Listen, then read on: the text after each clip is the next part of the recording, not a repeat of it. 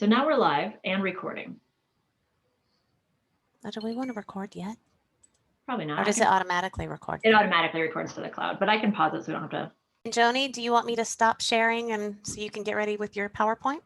Yeah, I think we should get going. It's 3 o'clock. That'd be great. Thank you, Sheila. Thank you.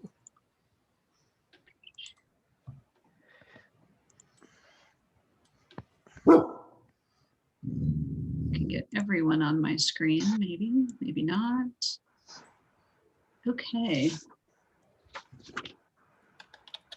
And Michelle, do you have everybody let in that's trying to get in at this point in time? I believe so. I don't see anyone raising their hand saying, although I do see Carl. I'm going to move a couple of these of the participants over to panelists. But I think we're good to start. Okay. I have to make everyone larger. It's very strange to not see everyone, and I need that. All right. So happy Wednesday, everyone. Happy February. We've made it to February. That's a good thing, right?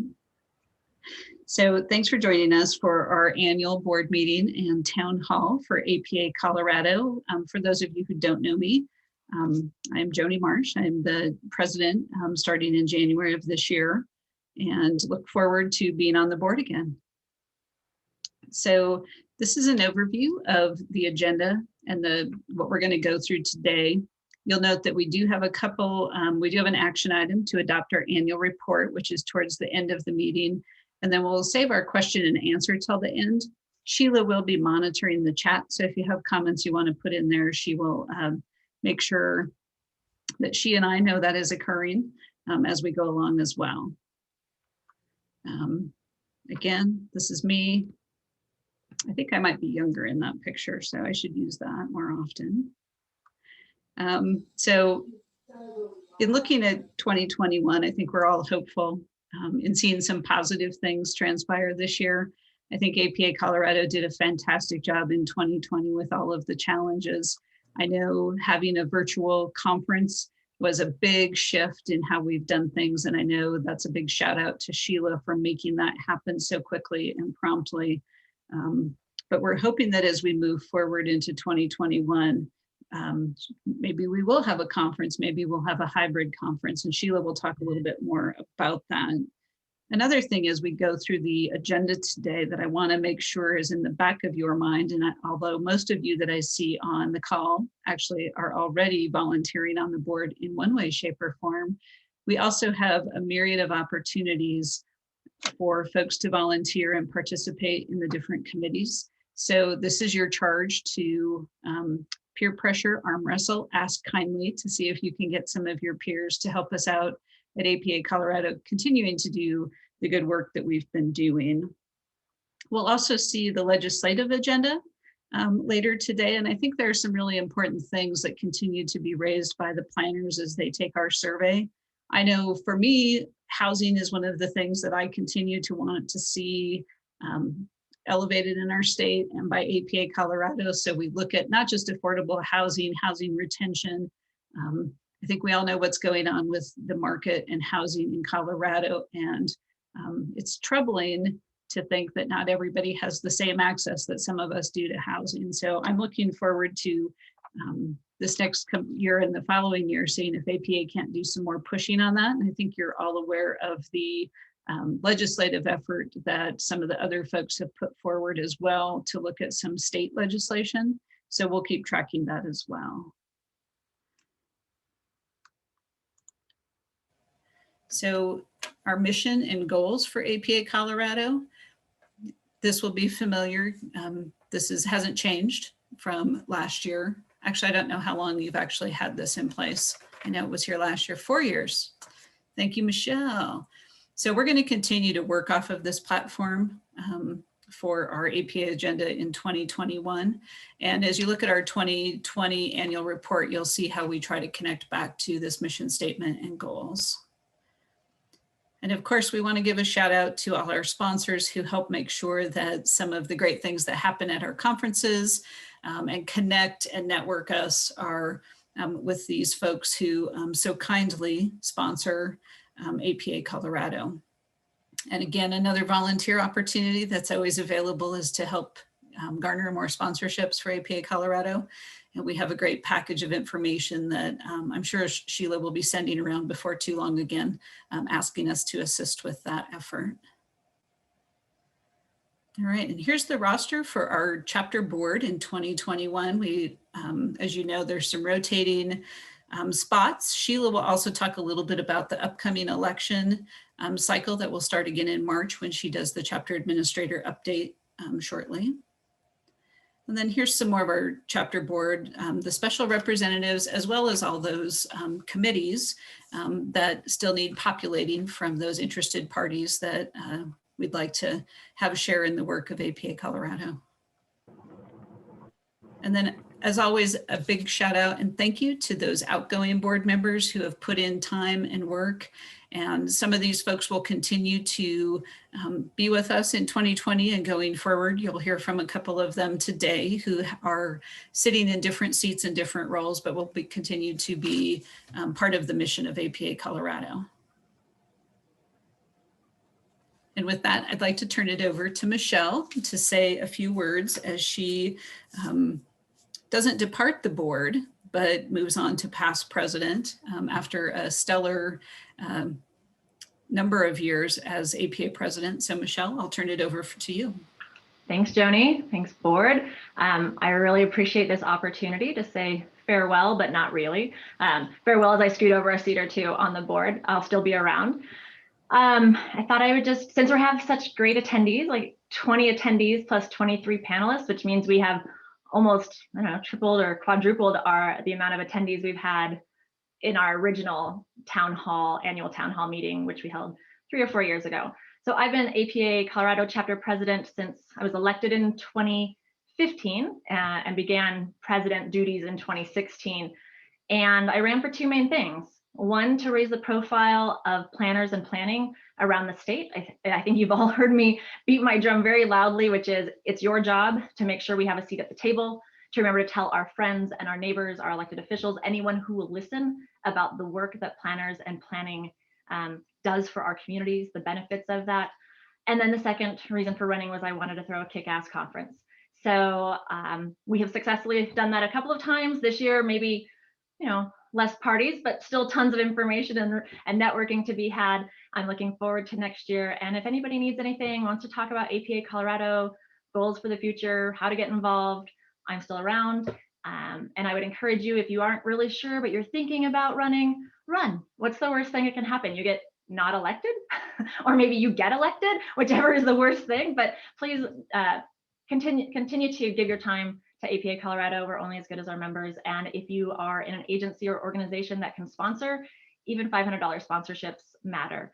Your time matters. And we're only as good as this group. So thanks for everything, and I'll still be around.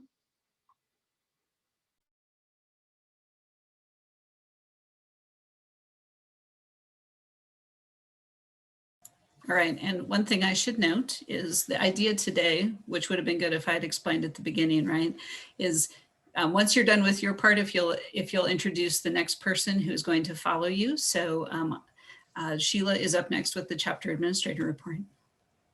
Hello, everyone. I'm Sheila Booth, the chapter administrator, and I've been in this position since since August of 2012. So the first thing I'm going to talk about are the upcoming elections. We are now in the process of trying to find candidates. We have the president, which is a 4-year term. You spend 1 year as president-elect, learning the role, 2 years as president, and then 1 year as past president to support the incoming president in his or her role. The other one is the VP of External Affairs. This is our position where we recruit, try to do partnerships with other organizations. This person also sits on the Outreach and Communication Committee and on the Awards Committee. So a busy one, but still an important one. We have our representatives, our area representatives, the Central Mountain area, Northwest area, North Central area, and our Metro Denver Metro area. We have 2 of those. One was elected last year, Britt, and then this year we have the other one coming up for so if you're interested in any of these, be sure to send me an email. I can send you more information. We'll be getting a lot of this stuff up online soon. Ready for the next slide? So what did we do in 2020? We had a lot of big plans, but because it was 2020, we didn't get to really do all of them. The first thing we kind of did was we pivoted and we decided to do the COVID town halls to address the issues that many of our planners were asking. How are we supposed to do community engagement with our public? How can we do site inspections? So we started holding a series of COVID town halls. We did 4, and all of the topics were decided by the members. These are the things we really want to talk about. So that was a really helpful one that I had a lot of people reach out on. As time progressed, we had the Black Lives Matter movement happening, and we went in and found some anti-racism resources. We had some committees do some other types of events around that, but we had that up and available. And we're hoping maybe this year we can do some equity training and make it available for not just our board, but maybe members as well. Then we partnered with DCI, Downtown Colorado Inc., and did the big talks about the future. We had the future of streets, the futures of downtown, the future of equity. So there were a lot of big speaking points. Those talks will be posted online here soon. So if you missed any of those last fall, you can go back and look. And then lastly, we did go ahead and have our conference. We went from an in-person 3-day to a month-long virtual, and we emphasized our theme: resiliency, inclusivity, sustainability, and equity. So on the next slide, we'll talk about like what the turnout was. We weren't really sure how many people we were going to get. We were worried about Zoom burnout, but we knew people still wanted to try to be interactive with other planners. So in all, with speakers and attendees, we had 475, and we had 375 paid attendees. We had attendees from Colorado, California, New Mexico, Georgia, and Idaho. The income from the conference was very similar to that we've had in the past of our in-person, around $30,000. Expenses were a lot lower. And if you signed up for it, you can view those sessions all the way through April 30th to get your CM credits. If you didn't sign up for the conference and you're still interested, we still have tickets available for $125. Again, you just log in, watch them on demand, and there are over 36. I want to say there were 40 credits. I don't remember. There's so many numbers in my head, but there were a lot of credits. So you could easily get 2 years of your credits just by signing up for that one conference. Some of the pictures on the side there, just real quick, were the planning board. So if you didn't watch the video on the board games, be sure you do that. These are planning board games, anywhere from card games to board games that Wade Broadhead with the Youth and Planning Committee did. The second one was our networking session with Tia and Michelle. We had muffins being baked, and Michelle made a cocktail. We had a good time with that one. And then the bottom one was just some members who got together to do a social distanced bike ride out during the conference. Sorry, I didn't mean to do that to you, Joni. So what are our goals for 2021? Well, we want to host another successful conference. We're hoping to do it in person. The dates that we have are September 8th through the 10th in Keystone, Colorado. We're starting to gear up next month, and we're hoping to have it in person, but we do know that we might have to again pivot and go to a virtual. We've looked at doing a hybrid version as well. We're going to keep looking into both of those. We do realize the value of having a virtual type of conference because it reaches people who can't normally make it to our in-person conference. So we have last year, that was one good thing that came out of it, was realizing the value of a virtual conference. One thing that we're working on right now is partnering with DOLA and DCI and others to really look at the impacts of these Zoom towns, I think is what Mark Williams calls it, where people are moving out into the smaller towns, rural communities now because they can work remotely. It's impacting those small towns. The model zoning ordinances that they adopted many years ago aren't working for them as far as having live workspaces, ADUs. So we're going to start trying to help and tackle that, put together either a code or a toolkit for those communities. We're going to initiate a public officials training course, webinar, or conference.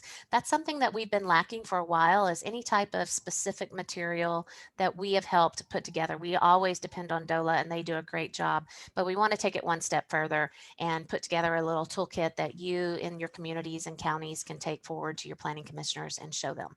And then lastly, the goal is this year to go ahead and finish our transition from our current website to the APA national website. Many of the chapters have already done that, so it'll be, you just go to planning.org and that's where we will be. You won't have to have 2 separate logins. We're hoping it'll be a lot better and easier for everyone. So we hope to have that done before the end of the year. I think that's it. So next is Susan Wood. She's our APA Region 5 Director, and she's going to give us an update for APA. So good afternoon, everybody. I'm really glad to be here. As Sheila said, I'm the Region 5 Director on the APA board. And so my purpose today is to give you an update on APA National and some of the goings on there. One thing I wanted to include, because I know that I didn't know this for a long time, just a little bit about the structure of APA, because I think it's really important to understand how APA is structured, what the positions are, how it's put together, because that way you get to know the people that fill those positions, you know who to go to, and ultimately find out what resources are available to you. I mean, it's a big organization with 40,000 members, and it's very personal in many ways, and very personable in many ways as well. It's made up of components, chapters, and divisions. Everybody who is a member of APA is a member of a chapter, and many are also members of divisions as well. There's 47 chapters like Colorado APA, and then divisions. For divisions, there's 22. Those divisions are often topic-based, like housing or transportation, but they're also demographic-based divisions as well, like women in planning and planning in the Black community. And, many people, again, are members of chapters and also members of divisions as well. It's another opportunity to get involved with people who have interests the same as yours.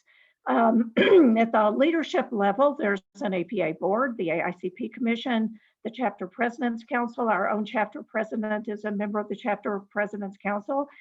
There's a Divisions Council and a Student Representatives Council. And then at the staff level, there's a CEO. Our CEO at APA right now is Joel Albizio, and there's 10 executive staff. The APA board and the AICP Commission are set up in much the same way.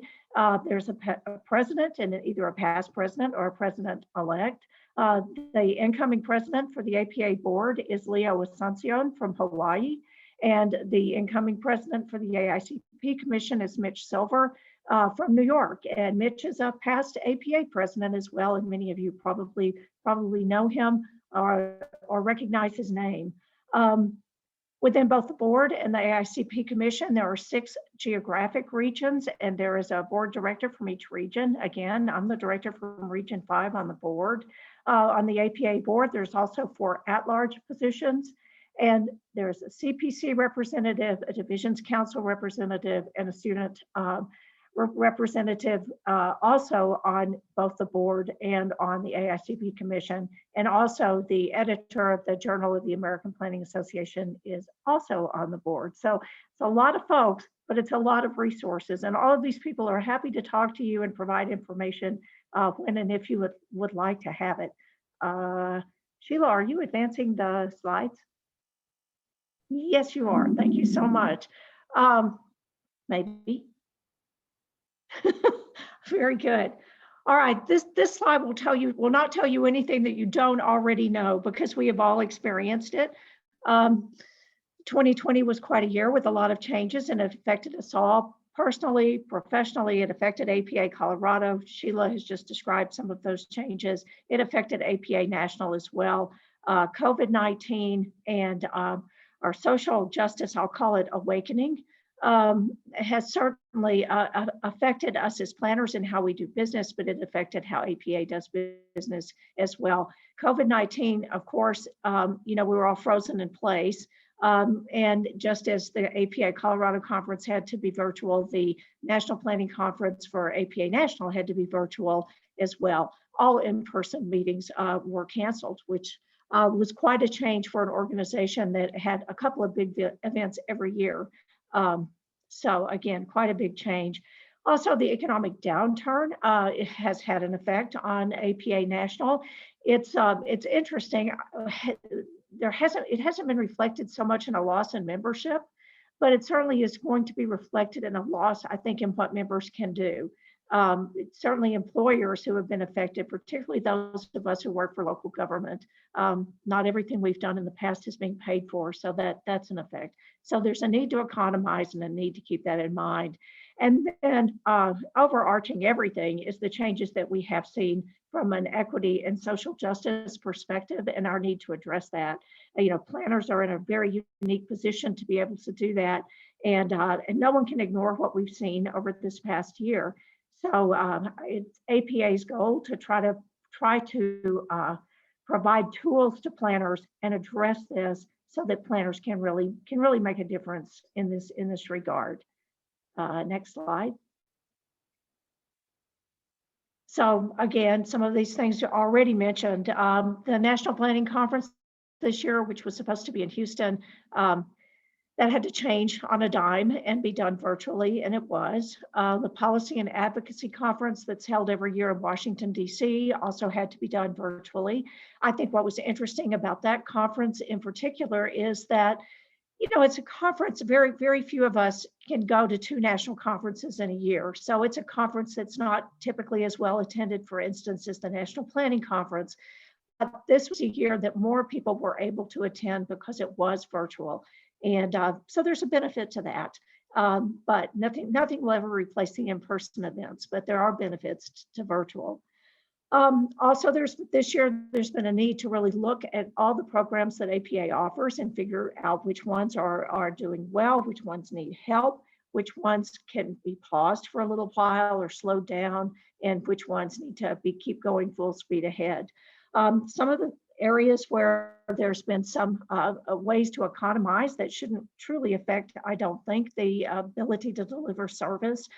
Great Places in America hasn't changed so much as it will be more focused, and it will be looked at as an opportunity to really work with with folks at the federal level to show what's going on in our great states that have great cities and amenities in the communities. So that's one way. And then awards has been streamlined. There used to be a wide variety of categories. This year, there's only 4. We'll see how that goes. I know that some have been concerned about that. I think part of the reason for that is that, you know, virtual awards ceremonies are good. They're certainly good, better than not having them, but they're not the same as in person. So I don't know if that'll be a long-term change. Planning Magazine will continue to be published every month, but the print edition will only be on a quarterly basis. There'll be a digital edition each month. So again, another way to save money. And then also travel expenses that have been incurred in most years by staff and leadership, as well as the expenses of holding a physical conference, you know, those have all just almost de facto been economized. So a lot of changes. With regard to social justice, the Equity, Diversity, and Inclusion Committee, which has been around for quite some time. It started as the Diversity Committee probably 7 or 8 years ago. And it was already in the process of being somewhat reshaped and reformed. That has, I would say, accelerated. And a work plan that was developed by that committee with the assistance of staff was adopted by the APA board back in the latter part of 2020. That work plan includes things that have become one of the pillars of the strategic plan that the APA board also adopted. Next slide. The strategic plan really has 4 pillars: prioritize equity, reframe the voice of planning, pursue digital relevance, and upskill planners. When this was first presented and discussed at the board level, virtually every board member said prioritize equity needs to be number 1. And that's why it is number 1, and it's considered as such. And again, one of the main ways that that's being accomplished is by implementing the EDI work plan. But the idea behind it is to continue this momentum toward making a real difference in the equity and social justice arena. And so the plan is to provide planners with tools to be able to do that, and for APA to really focus on that as well in the work that they do.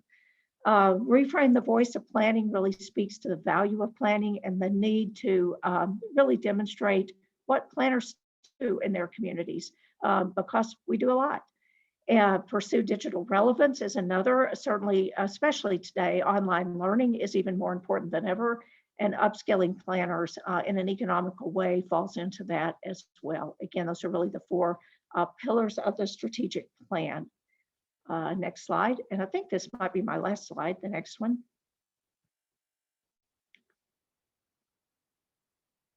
Maybe I don't have another one. Let's see.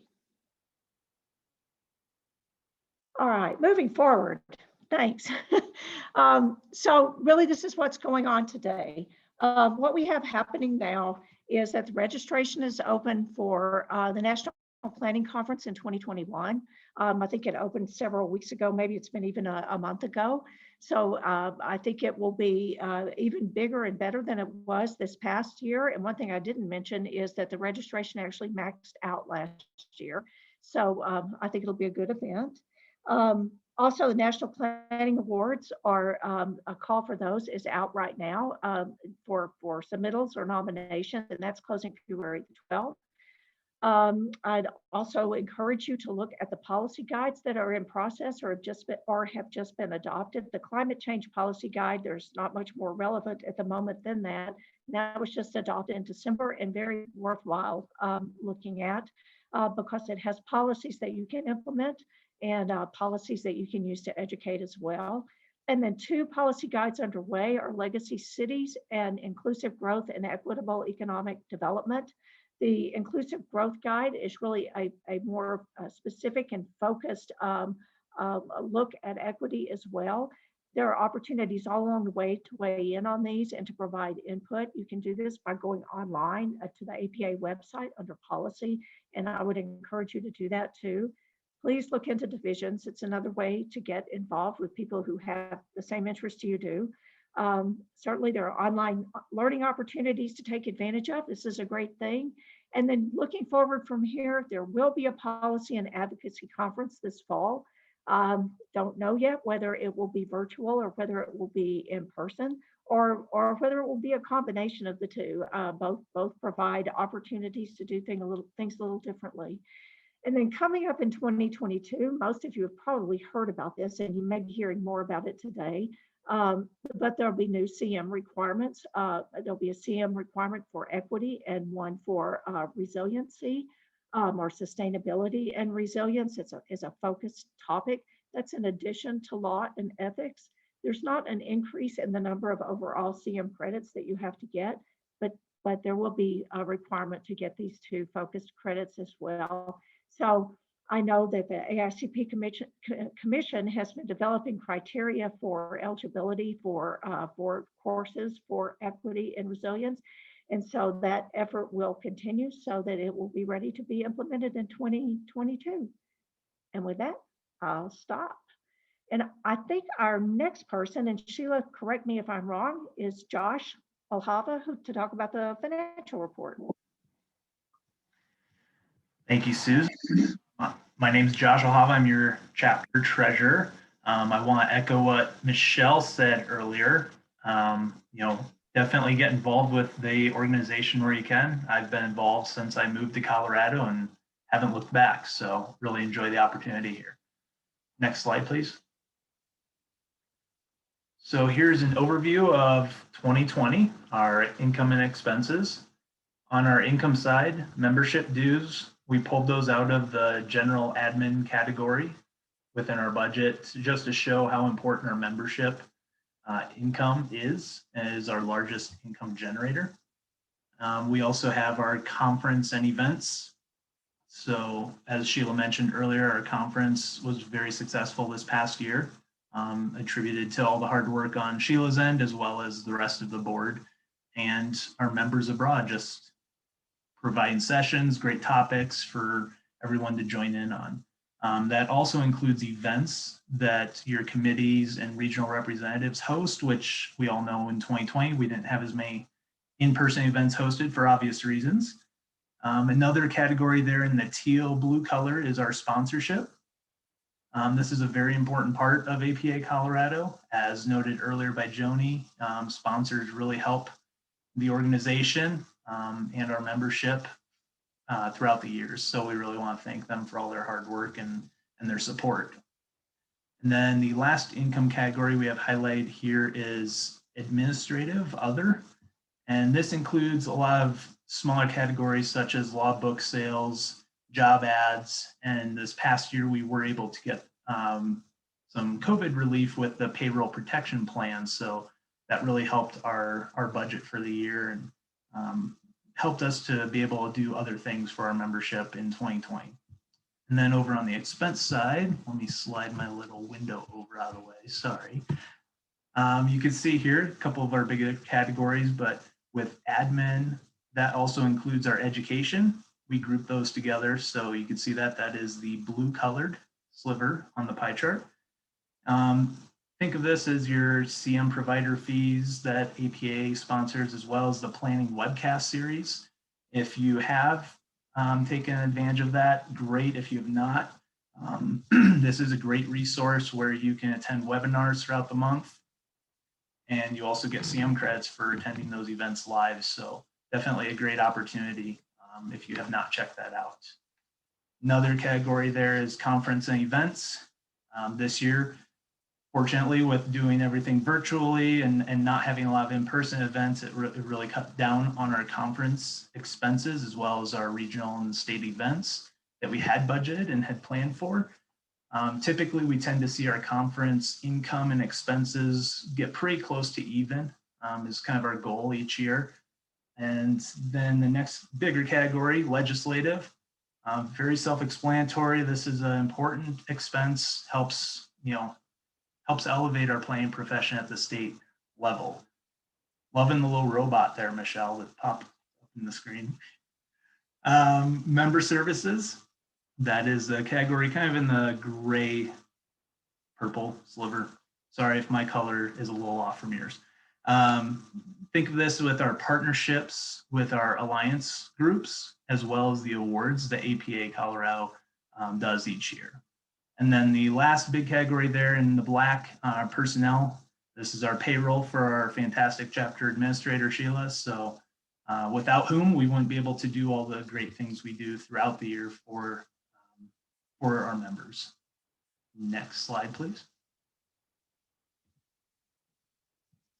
So some 2020 accomplishments from my standpoint, really ending 2020 with a positive budget. That was something we really worked on. We were initially thinking it was going to be pretty close to an even budget, potential loss. Just you never know some of the conference expenses, but this year with the work of Sheila, the board, we were all able to keep revising that budget as the year progressed and as things changed. And so that's a great thing going into 2021 with all the uncertainty and unknowns to be able to carry something forward and hope that we can utilize that. Another was working with staff and the board to find ways within our budget to support our partners and affiliate organizations. And this came out pretty much earlier in 2020 before everything was locked down, we had some events and opportunities that we were able to help partner with those groups. Another was to work with the EPP committee and help kick off their mentorship program at the annual state conference. And then another one that's really important for me is serving as a mentor to young professionals and students at the annual state conference. Definitely think that's important as we all work to try and elevate our planning profession, educate young new professionals as they enter into the workforce. Next slide, please. So some of my goals for 2021, as you can see, I put a lot of work with. My role as the treasurer is definitely to be involved with every board member at some capacity. So always working with them on their various initiatives as well. One important goal this year is that we're going to continue to reevaluate the budget throughout the year. And then also with the 2021 conference, really making that available to members and community partners, utilizing new and combined ways to participate, as Sheila mentioned earlier, looking at different hybrid opportunities or whatever we're able to do as we find out more throughout the year. The other is to ensure APA Colorado has the resources to continue to support and partner with communities, affiliate organizations, and our membership to elevate the profession. And that really comes with all of our involvement at the local, regional, and state level and with those initiatives. And then lastly, again, my other plug, again, with mentoring is continue to serve as a mentor to young professionals and students. So, and then I believe the next slide is something we have to approve. Is that correct? So turn it back over to Joni. Let's see. All right. Sorry, I had to double check what slide was next if there was something. So we would like to move, get a recommendation to approve the 2020 year-end financial report. So if there's anyone who would like to make a motion, or if there are any questions for Josh, that would also be appropriate. Hadley, I see you have your hand raised. Not on purpose. I think my. Oh, okay. Would anyone like to move approval? I move approval of the 2020 year-end financial reports. Thank you, Mark. Do I have a second? Second that. Thank you, Erin. I have a first and a second. So we'll have to do this, I think, by voice. So all in favor of approving the 2020 year-end financial report, please say aye. Aye. Aye. Anyone who does not wish to approve it, nay. All right, that's approved unanimously. Thank you, Josh. Appreciate it. And next up is our legislative update. Hi, everybody. I'm Scott Bressler. I'm one of the co-legislative committee members, along with Shada Libhart. Can you advance the slide one more, Joni? There we go. We also have Saul Malik, who is from Peak Government Affairs. He's on the call as well. He's our legislative liaison for the chapter. Can you go one more? There we go. So a little bit about the committee. The committee meets every other week during the legislative session.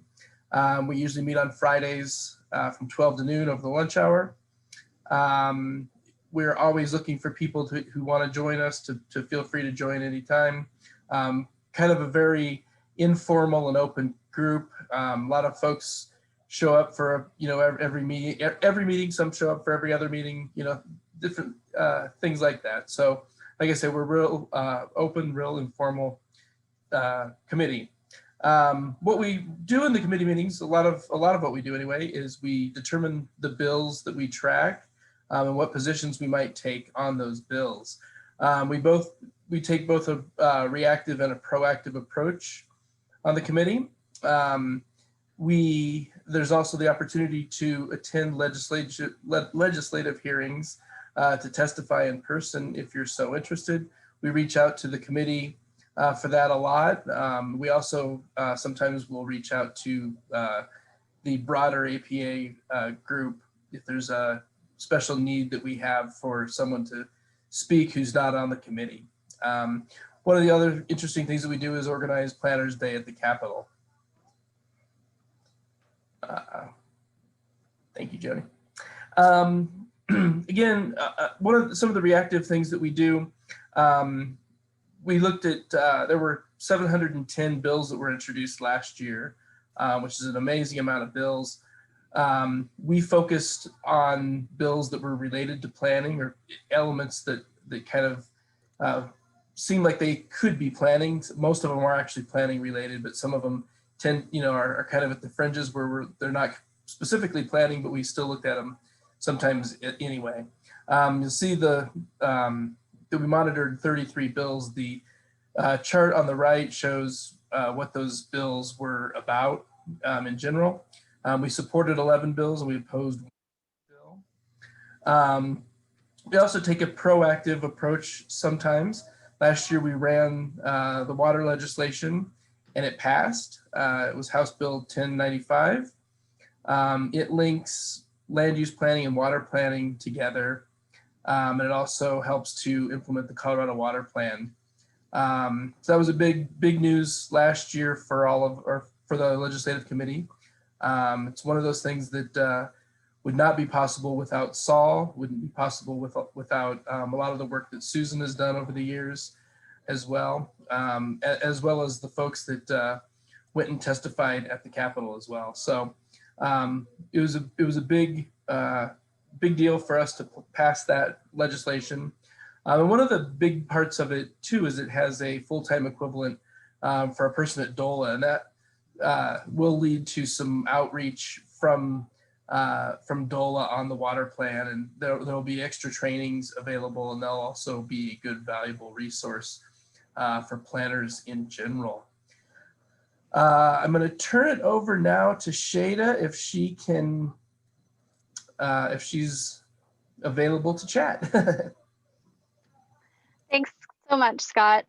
So I just really want to talk today about kind of our priorities for this year in our legislative committee and our goals coming up. So what we're showing here are our 2021 legislative priorities, and it's really important for us to identify these priorities, and they're developed from our membership. So these are things that all of us as planners are dealing with, and what we think are really important to be addressing in the coming year. It really helps us communicate and focus our legislative efforts for the year. And what we do is we develop these priorities into an easy to read document. And that document is a little bit of an informational brochure and prioritization. I'm sorry, my child is getting into the car. I'm on a meeting. Please be quiet. Here's your stuff. So sorry, it's the story of 2020. But what we do is we pull all of this together into kind of a pamphlet and a really easy to read document. So it's promoting APA, it's promoting these priorities, and really telling all of our legislators what it is that we're focusing on. And it helps us identify positions that we take throughout the year on various bills and where there are opportunities to coordinate and work with others. The priority topics that we have for this year have shifted some, but largely we have a lot of consistency. Not surprisingly, due to COVID, we see that economic and development and resiliency has become one of our top priorities for this year.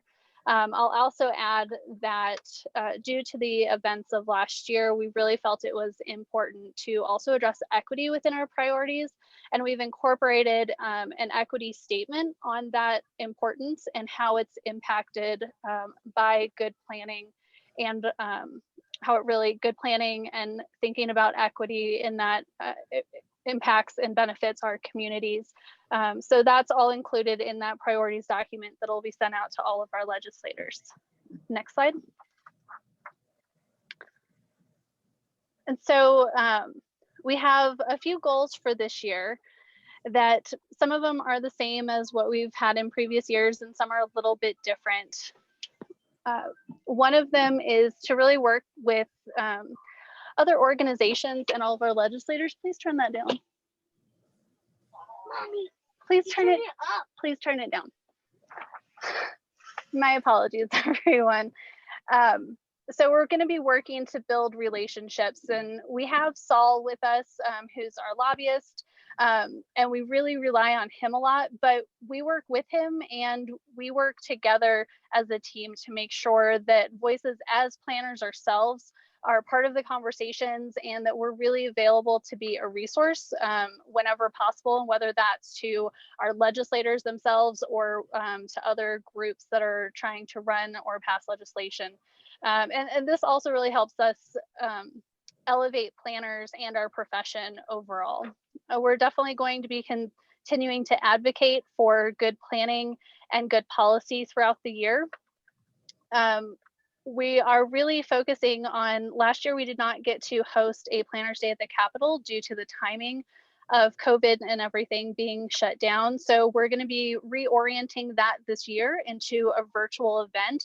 And we're really going to be trying to make it interactive still, and pulling in legislators. We're going to be doing some interesting interviews with legislators and asking some new questions about how they view APA and how they view planners, and what we can really be doing to work with them more and better in the future. And then the last thing that is a goal of ours for this coming year is to create a story bank. A story bank is really a tool that will help us as planners, and also our lobbyist Saul, to tell the stories about why our legislation matters. It's really an opportunity to provide support to various bills, and to really kind of help understand the little things that can get lost in some of the big numbers whenever we think about the overall impacts of a new policy or a piece of legislation. So we're starting with a prioritized list, and we've been talking about this with other organizations, and so far there's a lot of excitement, and we're getting a lot of interest for people to help provide those stories so that we can really use them as a tool and to our advantage to help us advance our priorities and our goals for this next year and really beyond. The Story Bank is something that we'll be able to use for a long time ahead. And with that, I'm going to turn it over to Saul Malik, who again is our lobbyist, to talk a little bit more about the work specifically that he does. Hey everybody, it's good to hear you, see you. I don't see myself on the screen, so I hope you can hear me. We, APA and the lobby work that we do is basically we need a presence at the Capitol. And you have to have someone there every day to be able to advocate for an association like ours, because we tend to be very dynamic. Our breadth is huge on the issues we work on. So you just got to have someone there.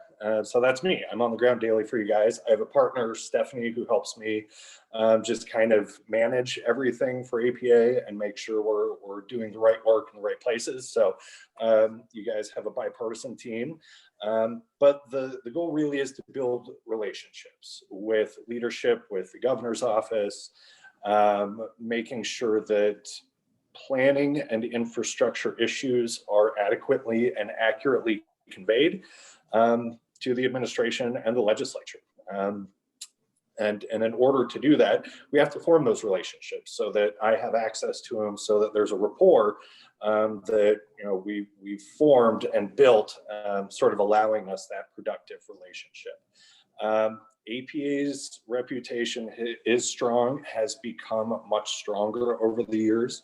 We started back, with Susan, and her name was Liz, but we started with a goal, which was to make APA the experts in the state that legislators and the administration will come to when it comes to planning issues, when it comes to infrastructure issues. So really the goal was to be a resource, but that doesn't mean we don't support bills or advocate for our position, either for or against. So it's all kind of tied together. And what does it mean if we support or oppose a bill versus just strongly support or oppose? When we just sort of generically support a policy or a bill, what we are saying is, hey, to the legislature, we agree with what you're doing. We think the bill that you have out in front of you is a good bill, or could be detrimental to our practices or other areas that we are concerned about. And that's kind of if we're asked. If I'm asked, hey, where is APA on the bill? That's where I can say we support it or we oppose the policy. When we say strongly support or oppose a bill, it means that we are actively advocating for the passage of a bill or to stop a bill that we believe is damaging to our goals, our mission, or other parts of our world that are important for us. So I think that's the big thing, is when we're strongly out there supporting or opposing, I'm literally going to legislators and saying, hey, have you seen this bill? We're really concerned about it. Or, hey, this bill's great. So that's kind of the difference there. So next slide. Yeah, COVID has really done some pretty adverse things to just the political system in general, nationally, statewide, locally. It's really thrown a bunch of wrenches in a lot of different areas.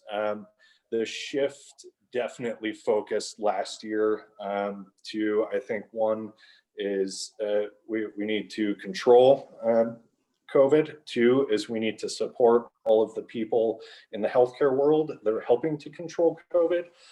And three is to help the businesses that are failing because of COVID. So that's really, we went from a pretty regular session to going to a session that was just focusing on keeping the state afloat financially as well, because our budget has also taken a huge hit.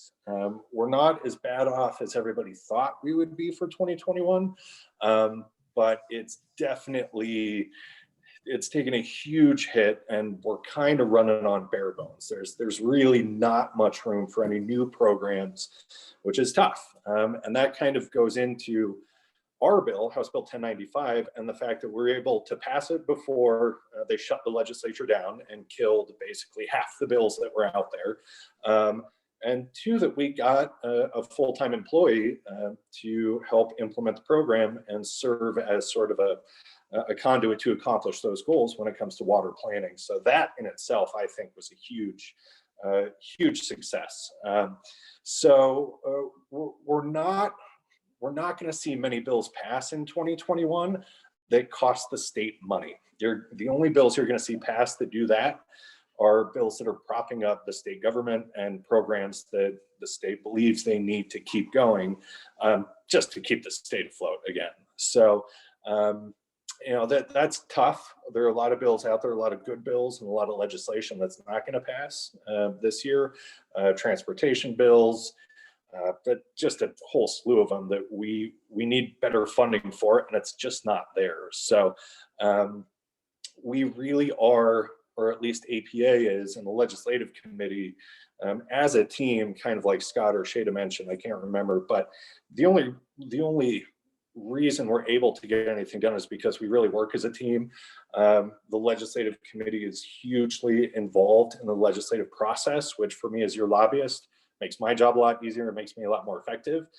So having that solid leadership from you all to really move and to feel the sentiment of the association and how we can help that and help our agenda dealing with this pandemic that we're kind of stuck in right now. So just in general, APA has done an incredible job at getting us through this really tough time, and actually moving our agenda and succeeding with passing a bill, which there are a lot of groups out there who didn't pass a bill because of this. And with our sponsor, Jenny Art, who was incredible, has been for years, it's been a very good success story, and we're one of the few in 2020. So yeah, next slide. I think that's it for me, actually.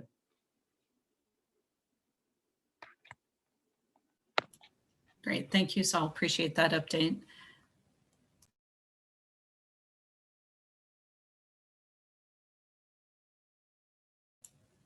Was Julia able to jump on?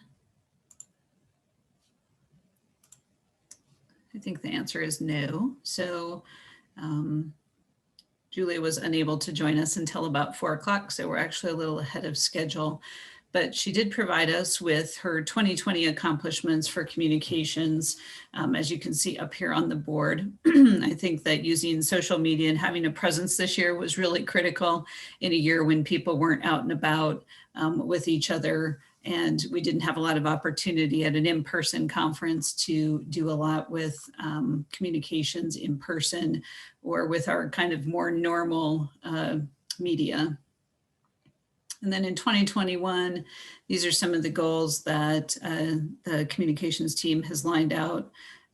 Again, increasing their outreach on all of the social media platforms that they've been using. They started doing videos for award recipients. I think those were really, really well received. They don't necessarily replace the fun we have in person, but I think they're great. And then they're going to keep looking for additional partner opportunities. I think any collaboration we can get within our network is wonderful, and we've done a good job with several of our partners. And I think the ability to collectively do that is a great goal that they have on their list. And then assisting our area reps with planned events. So any of you area reps who are up here shortly know that reaching out and getting your educational or get-togethers out on social media may help. Not to mention that you do have some money in the budget, which rarely gets used, but you should get in there and use it. And with that, I'm going to turn it over to Mike. Good afternoon, everyone, and thank you, Joni. My name is Mike Tilka. I'm the new Vice President of Communications for our chapter. This is my first year being on the board. I'm really excited to get to work with everybody, and I'm fortunate that my position gets to work with all the different committees and groups and representatives, and that I get to work hand in hand with Julia. So moving on. being that it's my first year, these accomplishments were from my predecessor, Sarah Davis, and she really helped working with the chapter to formalize the chapter's commitment to anti-racism, strengthening our role as planners as advocates, as we know is all very vitally important, and then also working to do our part to break down systemic racism within all of our workplaces and our profession. And throughout the last year, she supported Sheila, our chapter administrator, in working on the spring 2020 town hall series during COVID. And the biggest accomplishment I'd have to say is a 400% increase over 2019 on our social media activity. And this is across multiple platforms. And as we know, we have a great message as planners and as our chapter, and we need to work to get that out. So Sarah continued that and did a great job. And I'm looking to add on top of all the accomplishments and the great foundation that she's built with everyone else. And then over last year, she worked to ensure we had our 5 bi-monthly newsletters and mini newsletters. And I just want to remind everybody to make sure that you're getting those, because we have a group of people that works pretty hard on nitpicking and picking out really good articles that we think are going to spur conversations, and probably with your partners in the profession, within the board and across the state. So moving on to what I hope to accomplish in the role this year. A lot of this is mirrored with Julia, and then you'll see later in the committee that we both co-chair. But as for myself, I want to also help out working with our committee representatives to make sure that we have long-term stability in those committees. We know that people jumping on and out here and there is great, but we want to make sure that every committee has a couple backbones and really strong workers and supporters and a lot of great ideas. So I want to help build and elevate that. The next part is something you're going to see reiterated throughout a lot of us today, but it's my job to really help everybody get that word out there, is to elevate our chapter's profile in the state. Just to repeat, we do so much great work. We want to make sure everybody knows about it. We want to make sure the right people are knowing about it. We want to make sure the wrong people are knowing about it. We want everybody to know about the great work we're doing. For the next one, we all know that we have the opportunity to read a lot of articles a day, and we have to pick and choose how much we're going to read. So part of what we want to do is find ways to be more interactive, different ways, polls. Oh, we're open to so many. And if you have any great ideas, feel free to contact me or the committee, because we want to be more engaged. We want people to dig deeper than just reading one of our articles. We want them to come, join, and contribute. So we're open to all kinds of ideas. And our committee, the Outreach and Communication Committee, is already gaining membership, and we're meeting tomorrow to start to flesh that out more and really get some great ideas. And then lastly, for me, for the coming year, it's to promote our chapter. This is something that Michelle and others have built on over the last few years, and our lobbyist and legislative team. We want to be the partner of choice. And I won't repeat what others have said anymore, but we know the importance of planning in our state, and we want to make sure that it expands. And I want to do my part during my term as your Vice President of Communications to take that mission forward. Thank you all.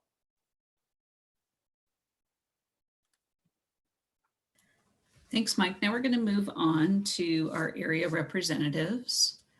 And as you know, here's a map. For those of you who have been around for a while, you know the map was long debated and went round and round for several years, but here is what it is today. Hopefully everybody knows what area you're in and who your new rep is. And if you don't, here's a great chance to meet them. So we're going to get started with Mark. Thank you, Joni. Hello from Breckenridge and the mountains, Central Mountain area. I'm your Central Mountain rep. We're getting a nice snowstorm up here today, which is a good thing because it's been a relatively dry year, and obviously beyond the good skiing that we get out of it, you know, adds to our snowpack and, you know, our water levels in the summertime. So we're excited about getting some snow here in the next couple of days. As far as 2020 accomplishments, we, you know, like everyone was dealing with is COVID survival. But there was some opportunities for sharing information between mountain communities up here regarding some of the things we were doing to adjust and provide new opportunities. In Breckenridge and many of the other mountain communities, we did things like we closed off Main Street and did the great experiment that we've wanted to for a number of years to see what it would be like to close vehicles from the Main Street area and just have a pedestrian flow. It allowed for more circulation in terms of people. There's more spacing, and it also allowed for some of the restaurants to spill out onto the Main Street as well. So it's helping as their occupancy levels were obviously reduced. We also were involved in some business rent relief efforts. We did about 4 or 5 different rounds of that, including right now we're going through one where the town is actively providing monies to help keep some of these restaurants and other businesses afloat that are really having a tough time. And then some of the other things we did were worked on tents, igloos, and other types of outdoor seating arrangements to provide more opportunities for some of the restaurants in town. So we're able to communicate on a number of those issues with other mountain communities, and including we had a session on that at the fall APA virtual conference. Another thing we did at the virtual conference was session that I put on with a couple of folks from our local nonprofit, our environmental nonprofit, the High Country Conservation Center, on taking carbon reduction seriously and eliminating natural gas. It's a big sustainability effort that we're looking at right now here in Breckenridge, and I know other communities are as well, in terms of moving away from natural gas being the source of heat and fuel in new buildings that are developed and constructed. Because if we want to ever get away from fossil fuels, we're going to eventually need to go to electric and a clean electric grid to go along with it.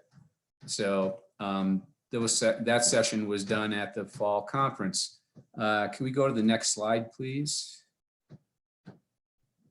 All right, so in 2021, what I hope to do and host later this year, if things get back to normal, is doing a housing tour in Breckenridge. And we would open it up, obviously the Central Mountain reps, but other people as well that are interested in coming.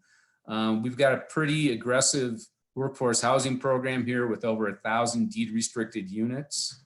And there's a number of projects that have been built or will be actually going under construction this summer. So I think there's going to be some great opportunities to for the community to, or for planners to come and see some of the things that Breck is doing and maybe learn a little bit from some of the lessons we've had here. We've got an 80 unit project that's for 60% AMI target rentals, and that's going to go under construction this year, and it's going to be a net zero project. So that's, you know, got lots of sustainability components to it as well, including over 500 kilowatts of solar panels on it to power the project. More to come on that. We're certainly hoping by the fall, at least, that we might be able to arrange that. I'm also going to be reaching out to the Central Mountain members to get their input on other issues and topics that they would like to have more in-depth discussions about, and then looking at potentially another networking event in late summer or fall where we could address some issues some more. And then finally, this is something statewide, obviously, but our state conference this year, if we're able to hold it in person in September, is at Keystone right here in Summit County. So thank you. And I think now we're going to hand it off to Britton Hadley from the Denver metro region. Thank you. This is Hadley. You can go to the next slide, Sheila. I was elected to the board about a year ago, and Britt just stepped on with this recent election. So the accomplishments are both mine and then Ann Miller, who has stepped down from this position on the board. And so you can see we participated in those COVID town halls during the spring. And like I just mentioned, also amplified outreach about planning innovations and sustainability and how that was impacted by COVID. I led a reading group over the summer with the EPP committee. Reading The Color of Law was a guided book club. It was really insightful, and I recommend, if you've not read this book, to pick it up. You can always access the recordings of our book club online on the APA Colorado website. And then we ended the year with a couple of happy hours, both virtual. One was during the APA Colorado State Conference, co-hosted with the Sustainability Committee. And the other was just a really casual get to know you happy hour where we really focused on planning for 2021. So I'll pass it over to Brett, who's going to tell you more about our 2021 goals. Hi there, Brett Palmberg here. Again, as Hadley mentioned, just joined at the first of the year through the most recent election, and excited to be with the board here and helping with Denver Metro. So we had a brainstorming session during that final happy hour that Hadley mentioned back in December, and we have some ideas here that we'll be fleshing out here the next month or two and rolling out to the Denver Metro members.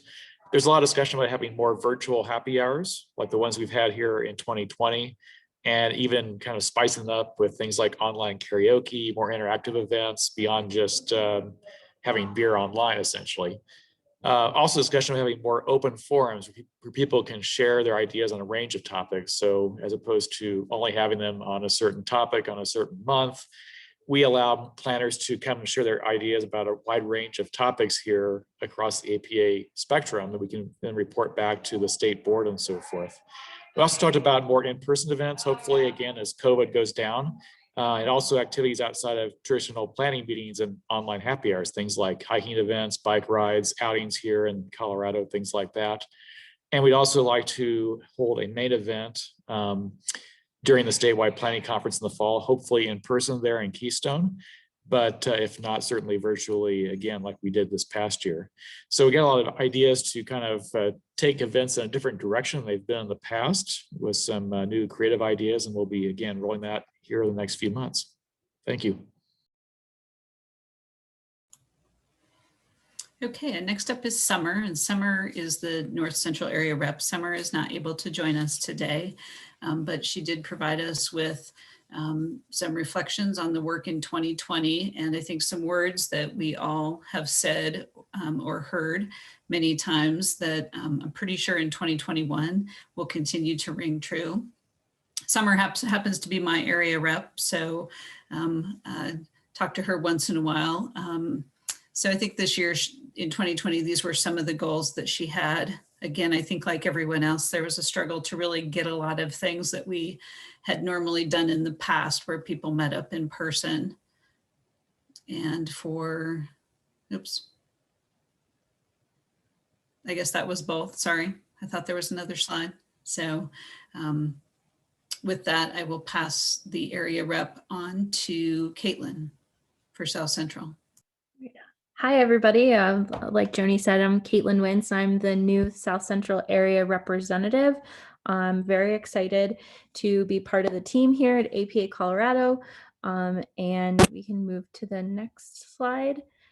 So I am, oh, go one back, sorry.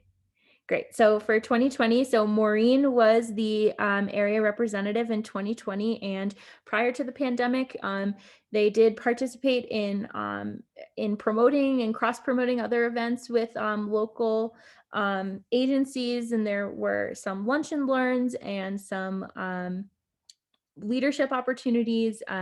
There was also a happy hour that was coordinated through the conference in October that was held for the South Central area. So not too many opportunities to meet in person, but there were efforts as well as the Front Range Passenger Rail webinar. It was an excellent webinar talking about the passenger rail. And we can go to the next slide.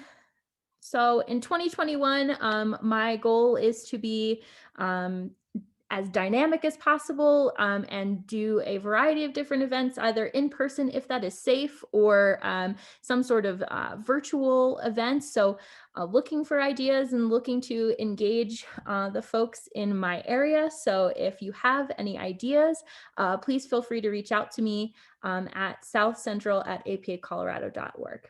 And thanks, everyone. I don't know who is next. Sorry. Thanks, Caitlin. So next is our Northwest area rep, who is Greg Moberg. And today I will play Greg on this as well. Greg was unable to join us due to a last minute commitment. So some of the accomplishments and a great picture of the Great Places in Colorado presentation to Palisades Plunge. And then 2021 goals, again, I think really similar to a lot of the area reps who have, I think, some great ideas to reach out, do regional events, do the allied professionals and include them, and also survey and see what folks want to do. And again, as a broken record, I will say one more time, there are funds in the budget to do some of these things. So please make sure you access those funds. They typically don't get used. And we'd really like to see those dollars get used to support our membership. With that, I'm going to pass it over to Mark. All right, thank you. I'm Mark Williams. I'm the Southwest area representative. I've been here for a few years, and we continue to be the smallest area in terms of planners. I represent more than 2% of all the planners in this 20,000 square mile region, but we do have a few things going on down here, and if you could advance the slide. So we hosted a hangout session at the conference this year, and it was intended to discuss a Great Places nomination, but that quickly went by the wayside, and people started talking about what is really going on in the region, and that is the next two, or the first two bullet points, and what we call Zoom towns or boom towns. Urban transplants moving here from all over the country for a variety of reasons, and the impacts that these transplants could have on our communities could be pretty substantial. That remains to be seen. Utah State and University of Utah actually held a pretty long and detailed symposium with the sort of tongue-in-cheek acronym of Gateway Natural Amenity Regions, or NAR. Sort of reflecting the outdoor-oriented nature of the places and the people who participated. So that's something that I'd really like to drill down into and to continue. So anyone who's interested in establishing some kind of ongoing dialogue or sharing information, I encourage you to contact me, and we can set something up. And because I do think that this phenomenon is going to have an impact on the mountain and rural regions of Colorado. And then I also served on the APA budget committee, although I will say that Josh and Sheila did the lion's share of that work, so I can't take too much credit for that. Thanks.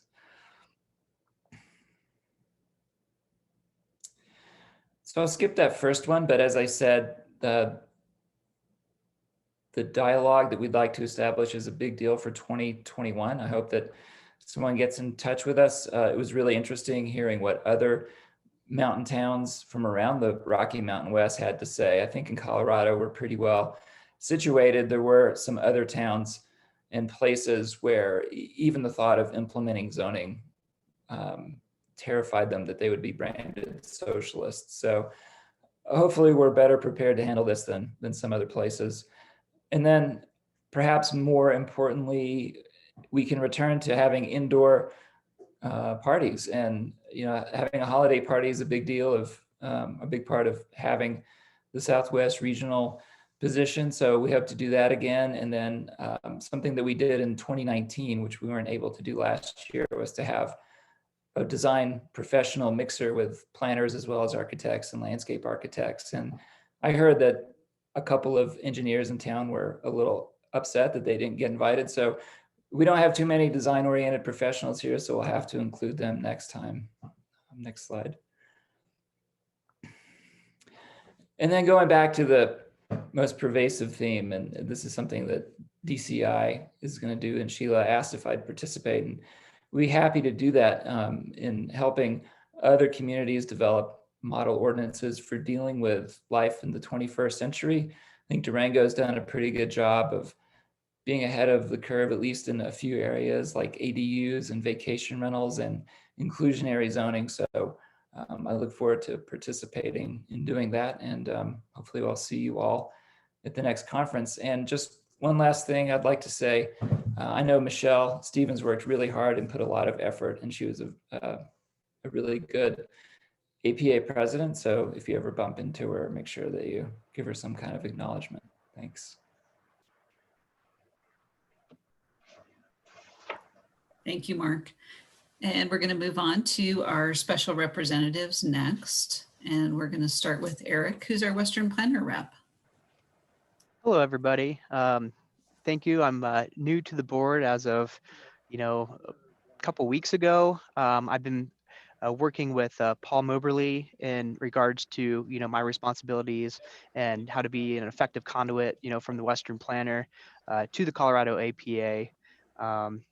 I know it's hard for me to talk to about the goals last year that were accomplished since I wasn't in that position, but I'm here to help, and I think Brandon might be on the call to talk about his involvements and accomplishments for 2020. Or not. Thanks, Eric. I'll be hopefully still coordinating with you as you go into 2021. So I'm Brandon Camerata, and I've been the liaison to the Western Planner and Colorado APA the last couple of years. And just briefly, the Western Planner is a e-journal that's focused on states in the Intermountain West predominantly, and largely more of small town, small city, and sort of more rural topics. There's a lot of overlap there as well. It's been a group that's around since 1979, and also, tries to form a network of planners throughout these oftentimes rural areas in particular. The e-journal is a free electronic subscription that you can have. It is written by planners across the Intermountain West, including in Colorado. And Colorado usually is our highest readership for our publication as well. Western Planner has a long time relationship with Colorado APA, and always looking to continue and build upon that. It's a symbiotic relationship. Western Planner has similar relationships with other states across the Intermountain West, as well as other organizations, such as locally, the Rocky Mountain Land Institute. We have a relationship with that group as well. The Western Planner organization is funded primarily through our fall conference, as well as donations and sponsorships. So this year, I'll just mention real quickly, our fall conference in 2020 was canceled. It was supposed to be in Bismarck, North Dakota. And that will be rescheduled to 2022. Working directly with the Colorado APA board, as well as the EDI committee,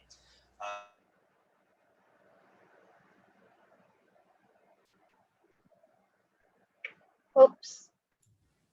I think you've frozen up, Brandon. We've lost you a little bit. Focused on this year was tribal and indigenous planning. And okay, let me turn off my video. Can you hear me now? Yep, you're good. Thank you. Okay. So this year we focused on tribal and indigenous planning, and looking to increase Colorado APA's engagement and involvement of tribal and indigenous communities in Colorado. And a large part of our first actions have been to coordinate with some national APA networks that are currently being active. And so the National APA Tribal and Indigenous Planning Interest Group has been active to raise their prominence in the APA. And so we've been involved with their monthly meetings, and that's been a great networking opportunity to learn who's working on these issues in this area in the West. And also there's a lot of resources out there. So trying to get a foundation of how to move forward on some of these topics. And so we've identified some great resources, tools, and contacts. So I think we can go to the next slide.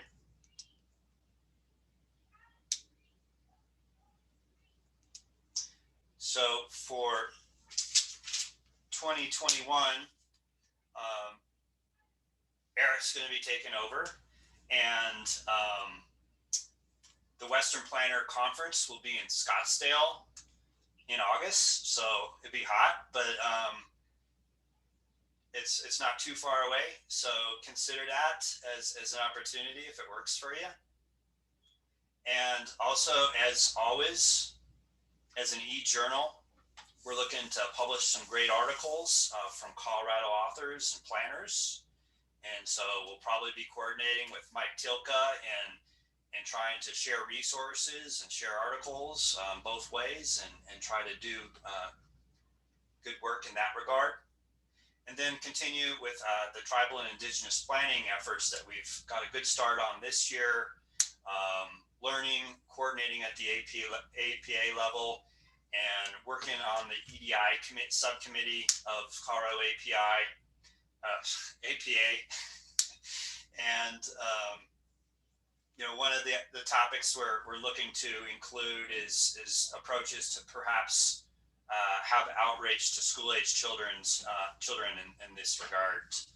So that's kind of a quick overview of what we've been working on. So I think next up, we have our faculty representation, Manish, CU Denver. So thank you.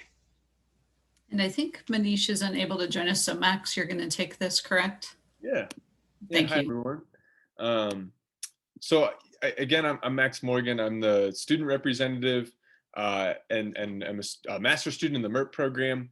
And Manish is teaching right now. So he's asked me to present a couple slides here.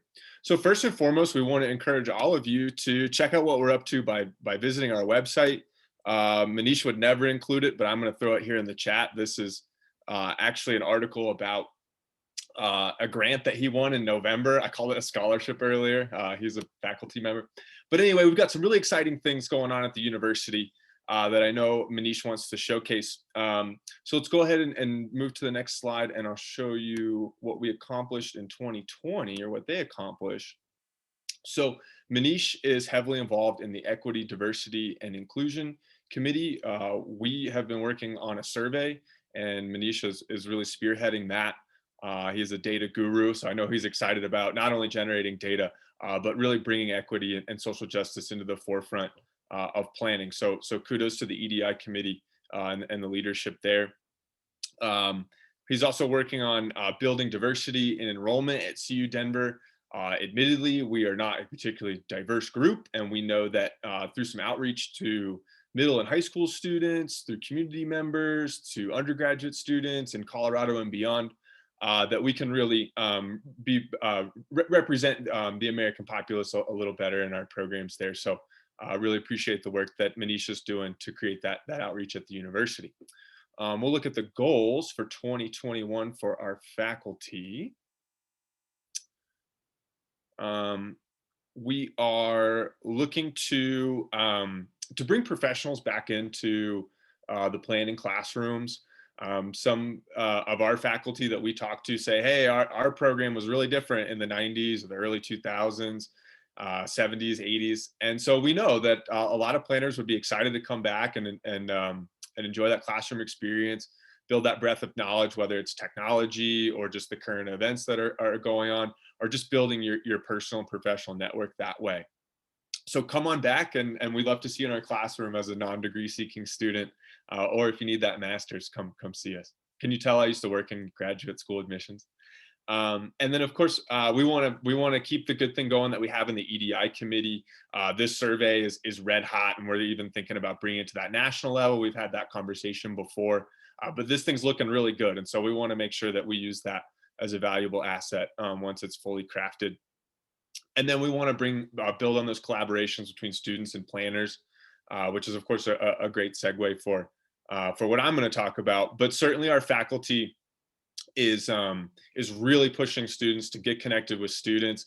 We've all acknowledged here in this session and beyond that's been a huge challenge in light of COVID, and so we're excited to be creative here, and then also kind of get back into some of those traditional networking opportunities.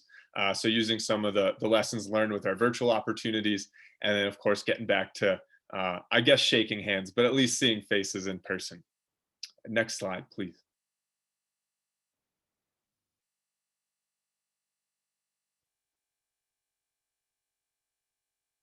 All right. So now I'll give you the update on the student side. We are coordinating monthly meetings for our students.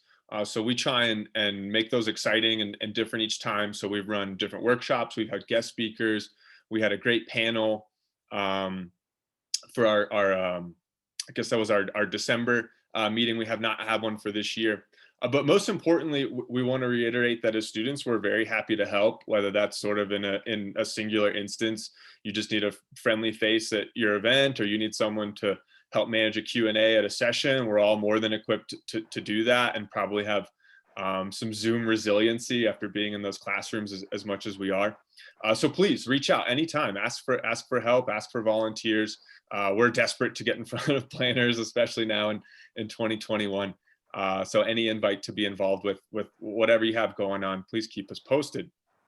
And on the flip side, of course, we're going to be reaching out to all of you.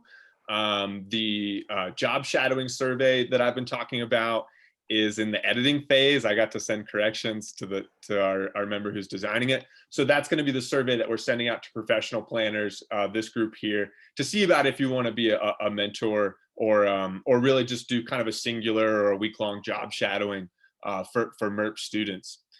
So if you're not available, don't worry, we won't hold it against you. But if at any point you can host a student for a day or a few days, look for that survey coming through soon. And then lastly, please go to our website. Again, I can't encourage you more. We are movers and shakers, and it is impossible to encapsulate everything that we have going on. We have a really exciting alumni speaking series. So I'll cut myself off because I know I'll talk about our program all day if you let me. But really just want to acknowledge our new APA members here and their new roles. And then of course, acknowledge all the hard work that so many people have done in 2020. Really proud to be a part of that. And so thank you all for keeping me involved. I'm in this role until May, but I don't graduate until December. So if you need anything from me, I'll be here through the year. Thank you. Thank you, Max. Thanks for doing double duty. And next we're going to, I guess we had another slide for you, Max. Oh, yeah, that's right. We do have good accomplishments. And I even wrote down who I'm introducing next. So let's do that. Accomplishments for spring or for 2020. We had some cool events. Dog Day was our last in-person event. We got to meet everyone's dog. This new bike facility tour is really cool. Campus is changing a lot, especially on the other side of Spear on the west side. So if you haven't been to the Auraria campus recently, please come check it out. You'll see a lot of cool planning initiatives. And if you can tap into some of the construction materials, some of the development plans, you'll realize that a lot of the environmental justice components that we've been speaking on have really embedded themselves into the way that Auraria is growing. We worked to support the RISE volunteers, primarily students, for that session. And then we just had our lunch and learn on community development. This is a really exciting kind of model for what we want to do in the spring, where we have sort of focused panels for our regular student meetings. So again, we're going to be coordinating those. Some of you have already reached out, and we're just kind of crafting our different meeting themes for the spring. And then lastly, we have subgroups. We did a survey to our students and asked them, hey, if you wanted to be in like a focus group on something, what would that be? And the results overwhelmingly were environment, social justice, housing, and transportation. So other APAS members, there are 6 of us, including myself, are leading those groups. So I'm not quite directing those, but I have a little hand in them. And if any of those jump out at you and you want to engage those students, let me know. We'd love to have you, because I know there's some great experts here. And that should be my last slide. And I think I'm ready to, oh, my goals. Okay. You already heard all this: coordinate spring elections. We have a September conference. We know we need to gear up. And then I included this last bit: develop that new networking lens. We're trying to be creative as students. Sometimes we're just as stumped as some of you are, as far as how to get people to show up and have fun and unwind, and then also, you know, build that network. So we're thinking long and hard about, as we're graduating, how we're going to stay in touch, and then also kind of getting ourselves out there as professionals, knowing that we're a little bit behind here after this year. So I'm almost positive that's my last slide, and I think we're ready to introduce the committee updates. And I think the first is the award committee with Daniel Murray. And I don't think Julia's here, so I think it's Daniel I'm introducing. Yeah, thank you, Max. I'm Daniel Murray, along with my co-chair, Julia Puster. We are the chairs of this committee. Next slide. Just a recap of what we did in 2020. There were 17 applications, which is on par with our normal number of applications we would receive in a normal year, but it was anything but normal. We did add a new category in 2020, and so that's an 8th category, which was Water Smart. That was in partnership with the Sonoran Institute. And there was one award granted in that category, and we will continue with that category moving forward. So overall, there were 7 merit, 4 honor, and 1 planning leadership award. We got to acknowledge all of those recipients with a video slideshow, and they were integrated into the entire conference right before the keynote speaker. So hopefully that gave our recipients a good audience, and there was an opportunity to recognize the great work they're doing. Next slide.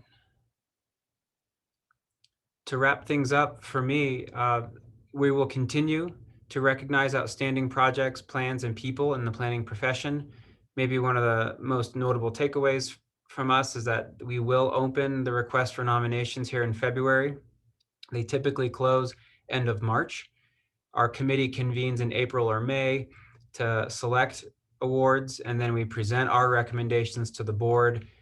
Notification letters are sent out, and then we all convene to celebrate in some capacity or another in our fall conference.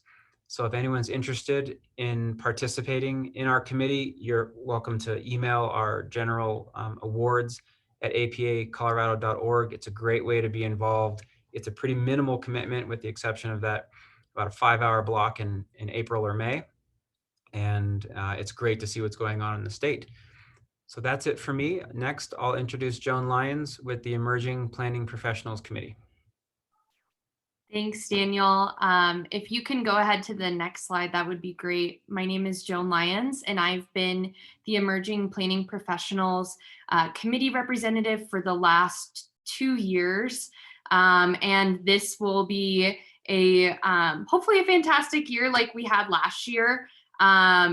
If you don't know what the Emerging Planning Professionals Committee does or who they are, it's anyone with less than 8 years of experience in the planning profession. So that can also include students or people that are just earlier off in their careers to learn more about the planning profession, network with other planners that are their age, or with more seasoned planners as well, which I'll speak a little bit more about. But before the pandemic started, we hosted a lot of different happy hours within the Denver metro area so that individuals that are in that young planning group could learn more about planning projects throughout the state.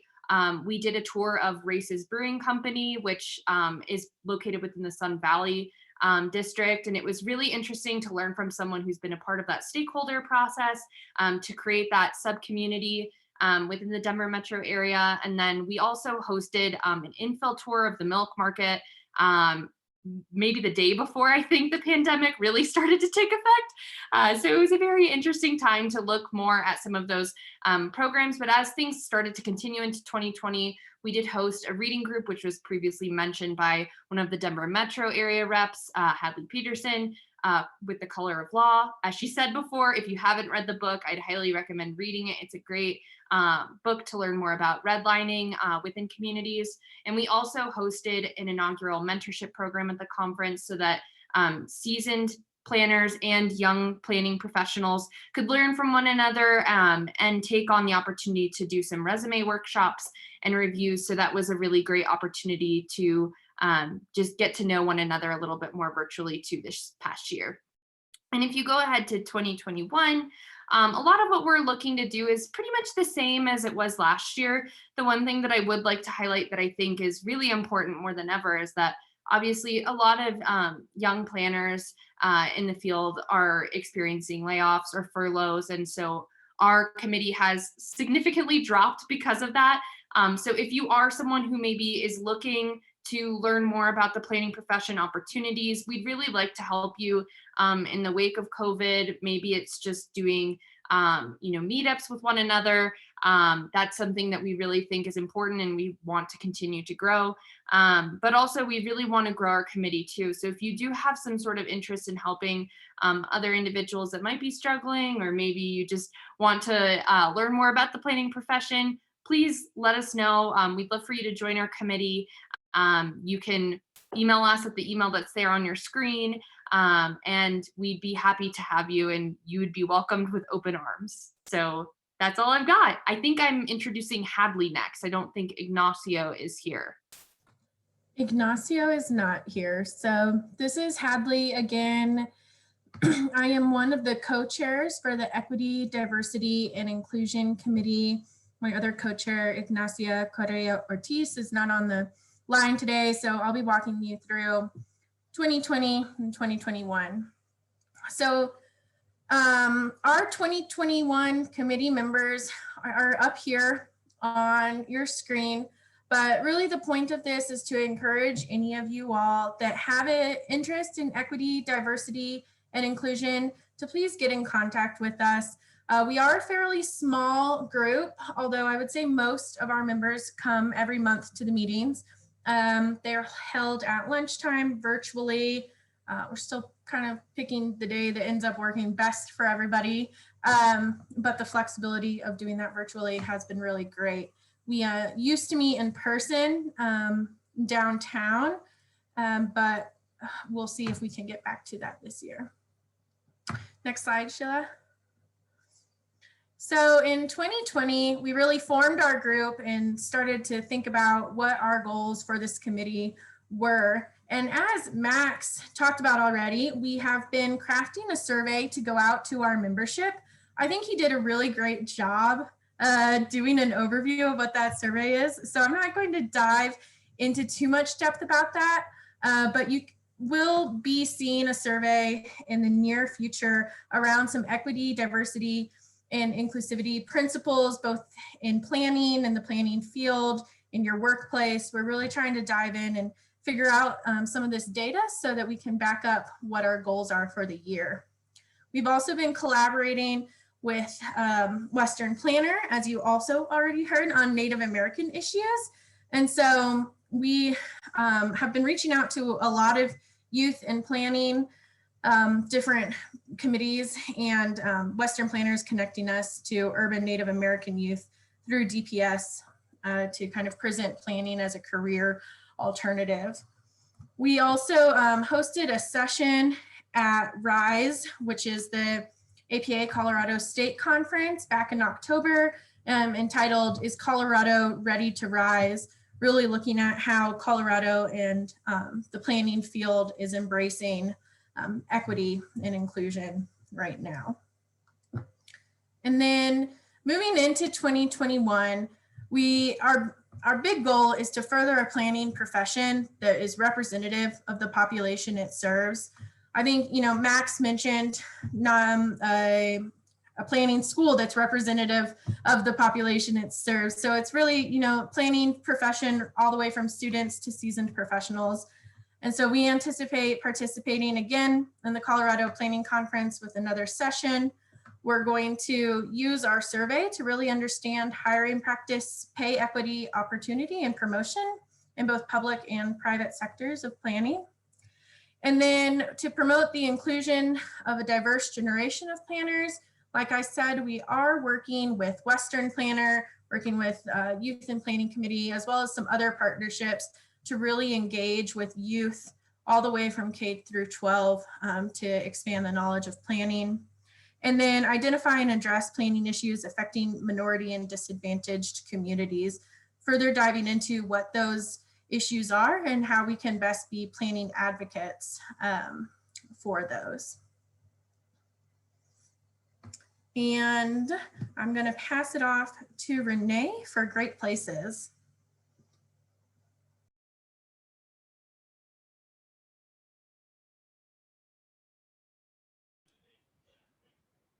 I don't hear Renee. Would you like me to do that one real quick, Joni?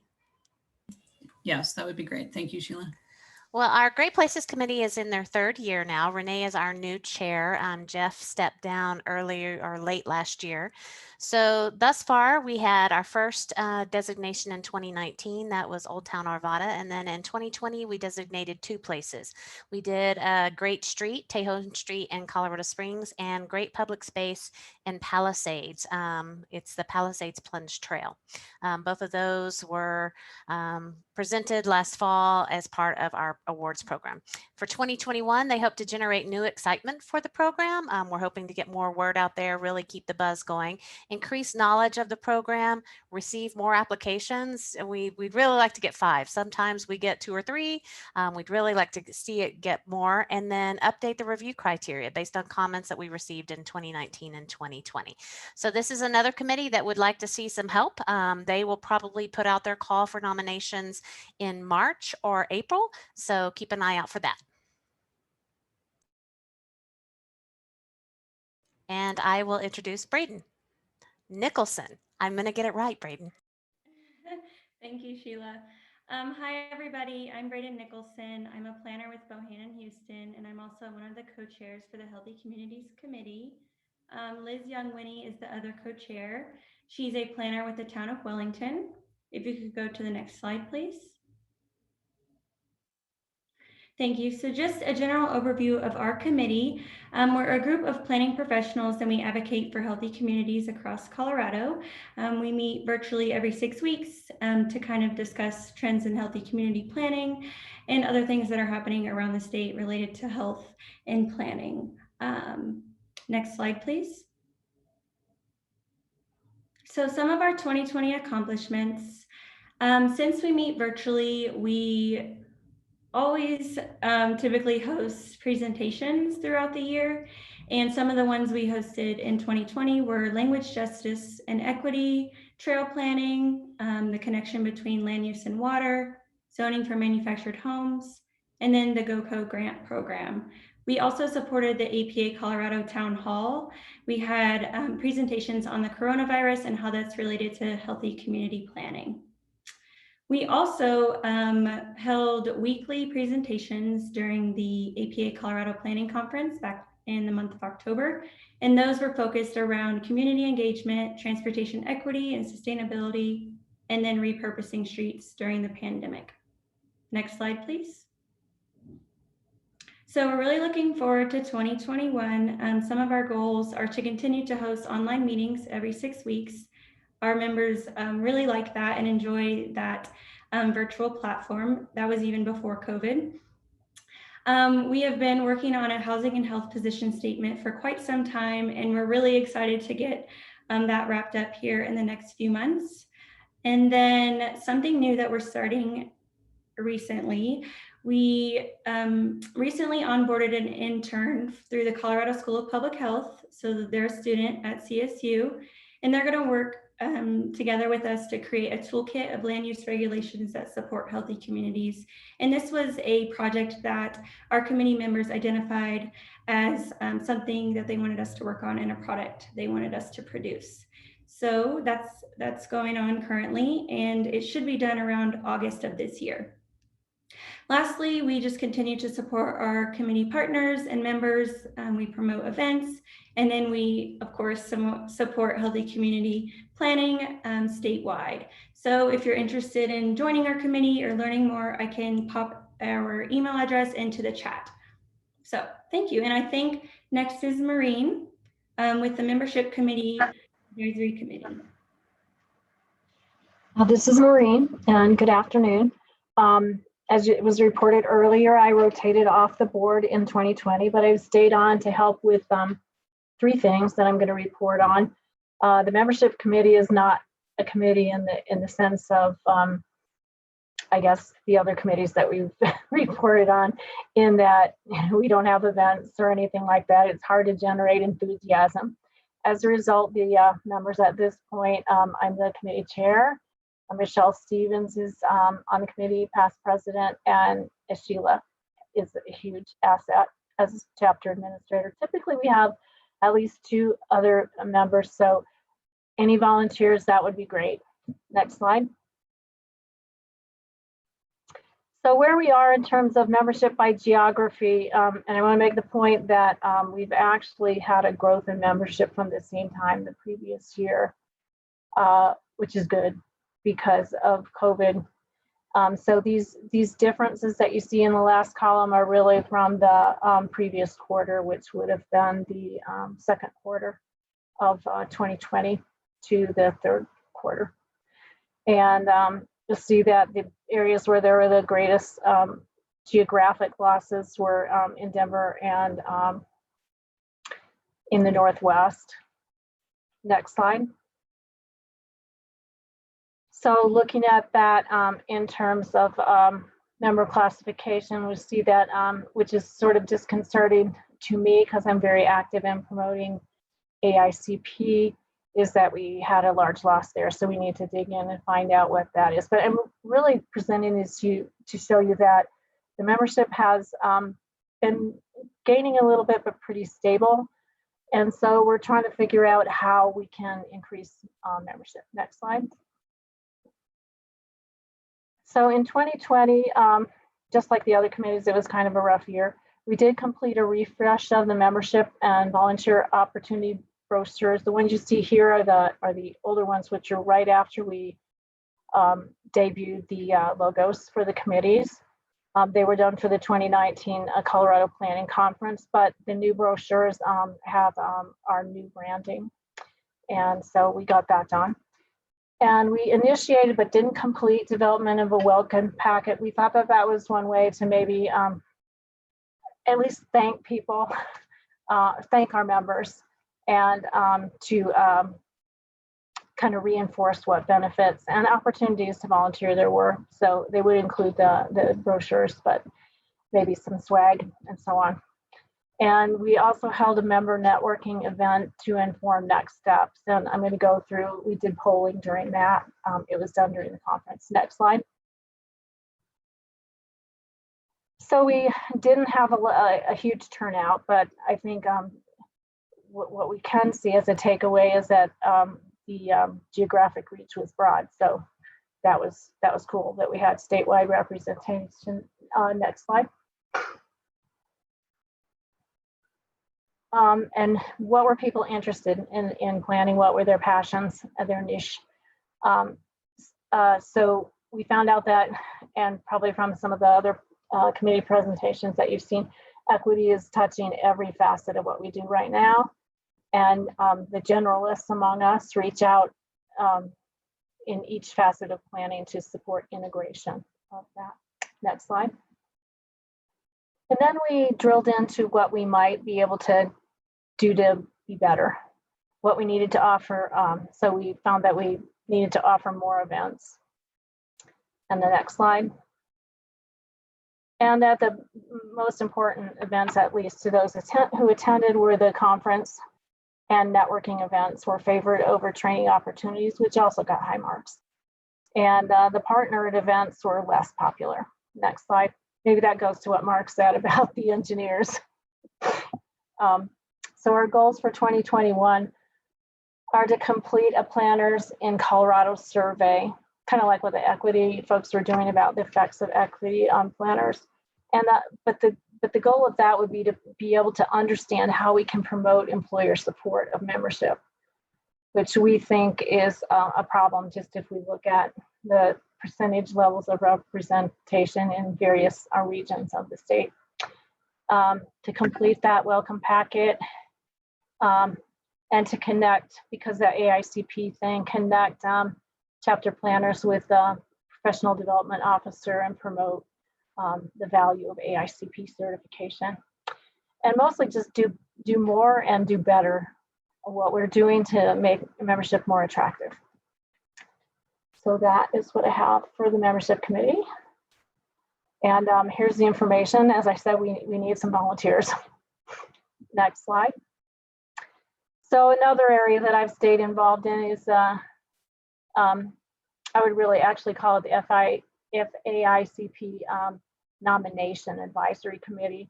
So there's two pathways to become a fellow of the College of American Institute of Certified Planners. And one is requires more recommendations and so on. And that is just a group of those that want to nominate a AICP member. And another is through sponsorship, either by a APA division or a chapter. So a couple of years ago, maybe 2 cycles, and this happens every 2 years, I should have mentioned, maybe 2 cycles back, the chapter became poignantly aware of the fact that we're not doing well compared to other states in the percentage of FAICP members that we have. And so we put together a committee of the FAICP in Colorado and had them advise or essentially mentor nominees. And so we have an application process every 2 years, and currently we have 4 nominees that we're supporting, and Susan Wood, who's on the call, and I are mentoring 2 of those, and some of the other FAICP folks in Colorado are mentoring the others. And the mentoring basically involves giving them suggestions for the application materials and reviewing them and kind of taking them on the path. And those that are successful, nominated by the chapter, will be inducted in 2022. So there's that on the FAICP. The other thing that I got myself involved in is the Planning Institute of Colorado board. The Planning Institute of Colorado was set up a number of years ago, and we had professional content writers develop units. It provides a planning education originally intended for real estate professionals and then to be expanded to others. And the course is conducted online through VanEd and gives continuing realtor education credits. It involves 12 courses ranging from Planning 101, Transportation Planning, Land Surveying, so on. As far as the board, well, maybe I should back up a little bit. So we have paid off our investment in creating the coursework, and so we do get revenue income for that when we were going over the budget year-end report, some of that was in there. And the board is composed of APA Colorado board members. Not sure how that works for me, appointed by the chapter president. There are 5 members in theory, but right now I think there are 3. Next slide.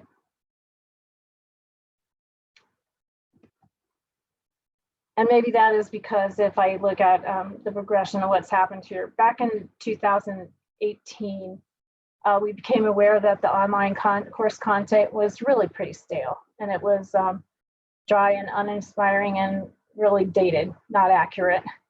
So we looked at if we should make an investment to update the whole thing, make it more engaging.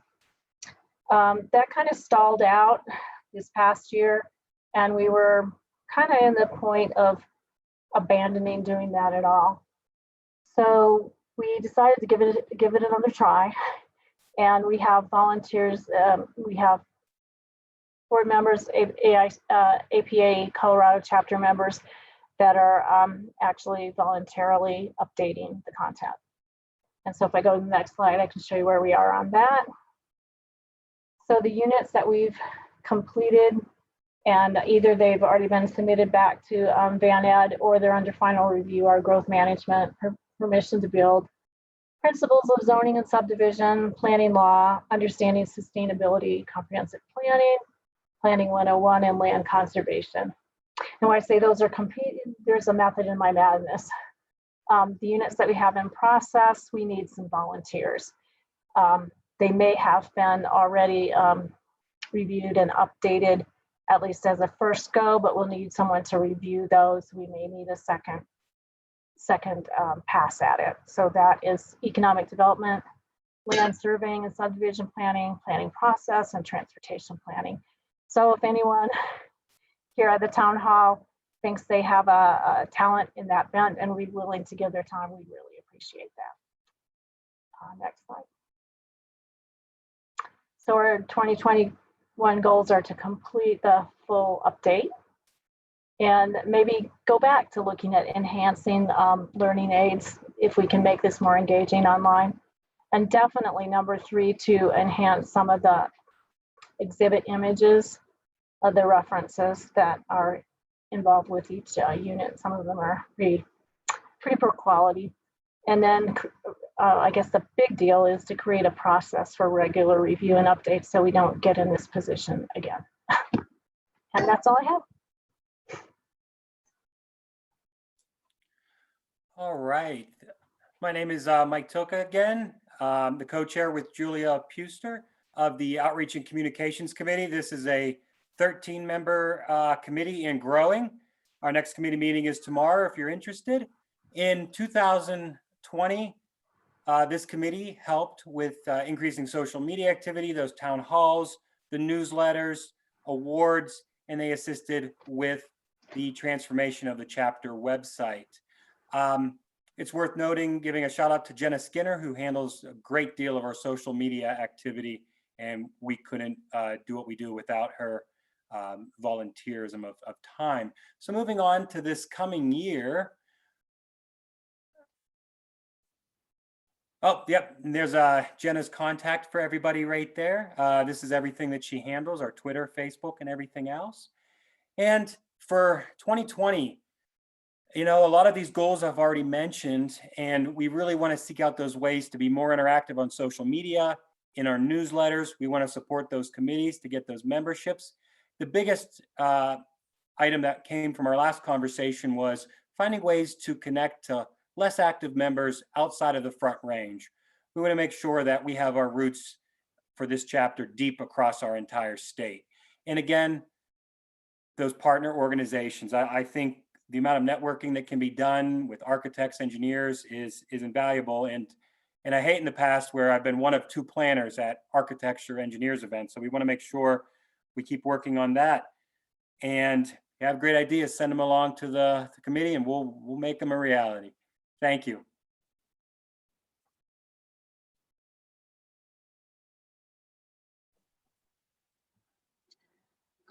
Okay, looks like I'm up next. I'm Erin Fosdick, and I'm the new Professional Development Officer. I just joined the board just a couple of weeks ago. So these are really Allison's accomplishments, but I will go ahead and let you know what those are. The PDO is in charge of running the Professional Development Committee. And so we have over 20 members now and are always looking for people that are interested in furthering professional development within our ranks. One of the main things that we do and did do in 2020 was review conference sessions and help select conference sessions. And, you know, in 2020, obviously, like many things, we were heavily involved in pivoting to hosting a virtual conference. And I think we've talked a little about that. We also delivered 2 virtual AICP prep sessions and generally supported a number of planners sitting for the AICP exam in 2020. And if we could go to the next slide. I want to just take a moment and recognize that we had nearly 30 planners in our state that passed the AICP exam. And so we'll give, you know, a virtual round of applause here. This is a very big deal for people, and we want to take a moment to congratulate these planners. Colorado planners consistently pass the exam at higher than average rates than national rates. And I think that's really a testament to the commitment of planners in our state. So we will be continuing to support additional members as they pursue certification, either through the the traditional sequence or through the new AICP candidate program. If you go to the next slide.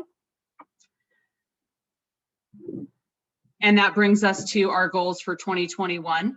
As I mentioned, I'm just newly here. I know there's a number of folks from the committee that are on this call, so thanks for joining us. We will be talking more about our goals, but obviously we will still be working to develop compelling conference sessions for you all this year. However we decide to deliver that conference as an organization, we will continue to host these AICP prep workshops. One in the spring, date to be determined, likely virtual, and then one in the fall in conjunction with the conference. We want to continue to identify ways to adapt the conference sessions, either virtually or just formats as we continue to evolve as a profession. Continue to support members in their journey to pass the AICP exam, and then just really to engage the committee in work beyond the conference selection session. So I'll be working with the committee, and if you're interested, I would just encourage you to reach out and join us in what is sure to be an exciting year. And with that, I think I'm turning it over to the Sustainability Committee, Connor and Carl. And I'm not sure who is, I see Carl on the call. Hello, can everybody hear me? All right, I got some thumbs up. Thank you very much. Yes, I'm Carl Barton. I'm a co-chair along with Connor Merrigan in the Sustainability Committee. And so I'll go very quickly. Oh, this is already after 5 o'clock, so I'll be super fast. So in 2020, we had a little bit of a off year, as many might have, where we had to shift focus. So 2019 was really our year of eco districts, and we had a series of events focused around those eco districts. But that did bleed over into 2020. And in February 2020, we were able to do our final part of that, which was a webinar on equitable participation and art. So we did that in February, and then COVID hit, and we started to shift gears. And so we held a shared streets competition, which was where we asked for people to send us examples, documentation of shared streets, either ones that they had worked on or ones that they observed. And we did have a couple of winners. We got one from Boulder and then one from Denver. So it was very exciting. We were able to co-host a virtual happy hour at the planning conference where the winners of those were able to present their submissions. So that was very good. And next slide. Thank you. So going into 2021, again, we're going to be focusing on a theme. In this instance, our theme is going to be sustainable recovery. Obviously COVID-19 is extending into 2021 and looks like it's going to extend well into 2021, but we are hopeful at the Sustainability Committee that 2021 will in fact be a year of recovery and not just a repeat of 2020. So with that in mind, how do we recover sustainability? How do we recover in a sustainable manner? So we are going to be focusing on a lot of the areas where sustainability in the built environment meshed with COVID-19 precautions and how we're going to go and how we're going to move forward, what of those might stay. So first online event, we're in the process right now of putting it together and lining up the speakers for that, is going to be tentatively called Designing a Street for Recovery. So we'll address some of those things that we did with shared streets that we saw this past year, but then go on beyond that and look at some of the things that are related to small business recovery and that sort of thing. And then hopefully we're going to try to do some sort of outdoor event towards the end of summer. We're hopeful again that things are going to be better by then, and we'll be able to get together, maybe if at least it's just outside. So Sustainability Committee, we meet the third Tuesday of the month at 8:30 a.m. We do that virtually. Maybe someday in the future we'll go back to our in-person meetings that we did that always had a virtual component as well. So we'll see.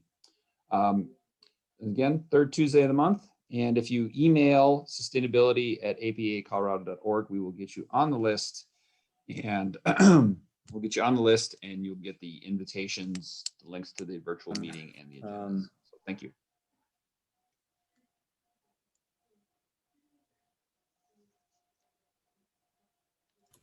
Wade, you're up next.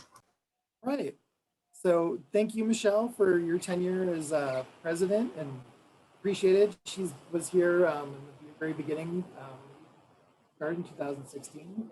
And to that end, Sheila said it'd be okay if we did like an hour-long montage to your time. We'll have tons to do, right? Thank you guys. The Youth and Planning Committee meets once a month on a Wednesday, usually the second Wednesday, and we talk about all things K through 12 related to planning. One of the main goals is to kind of engage kids at any way, shape, or form that we can. This year, I remember when Sheila sent that question out, like describe 2020 word, mine was just missing. And so even though we started really strong, it was a challenging year to be in a committee that engaging kids. I did have a couple of successes early in the year. I like to work with smaller kids, like 2nd to 6th grade. I'm going to work on some exercises that aren't PowerPoints, and you just go in and turn kids into presentations. And so this is the one we did in Pueblo. I've been pretty lucky to be able to do that. We were planning on trying to team up and have people come down from Springs and other places and have planners and kids teach other planners how to engage. That's still one of our goals. But we found out, you know, we got 1 or 2 phone calls with all my teacher friends who kind of helped me, and they are just exhausted and busy. And so it was really difficult to engage people. But we had Don Elliott join. He said, you know, I just want to get in front of kids. And I think that's one of our main goals, is that we've got some big picture ideas that we eventually want to get implemented, but trying to find ways to get in front of all sorts of classes and, you know, planners and elected officials. Back when COVID ends, we'll get invited to come in and talk to people, and we want to have something that they can just pull off the internet and just engage kids in planning in lots of different ways. But one of the last things that we, so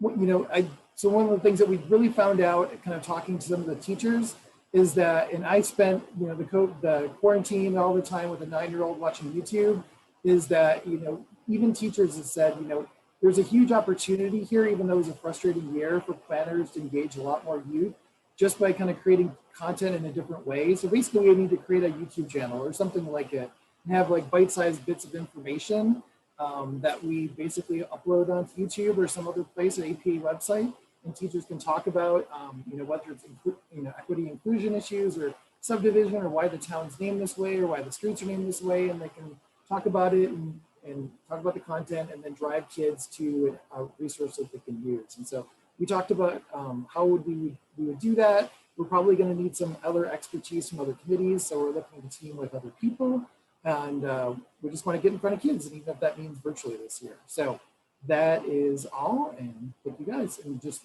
message me if you're interested in being involved in that. Thanks, Wade. Appreciate that.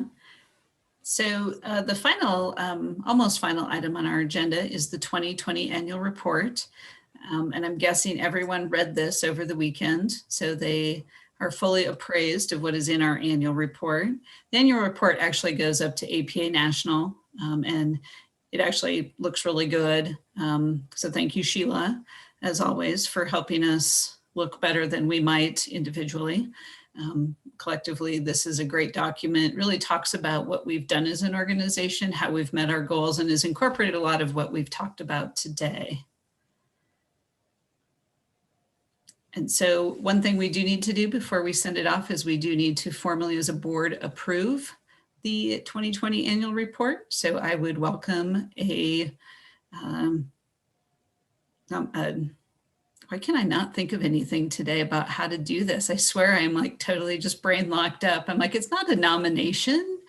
Motion. It's a motion. Jenny, I move that we approve the 2020 annual report. Second. Thank you, Aaron. Thank you, Mark. All in favor, please say aye. Aye. Aye. Aye. Any opposed? All right. Thank you for hanging on to my last moments there of brain lockdown. I appreciate that.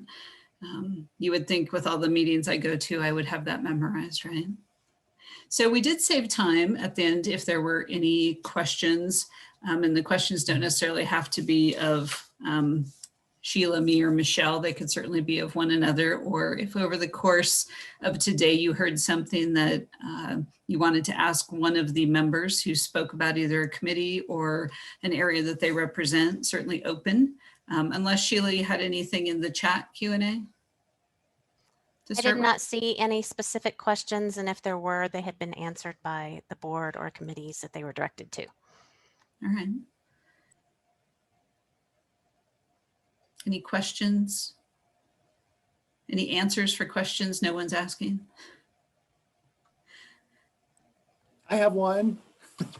Go ahead, Wayne. That's a great segue.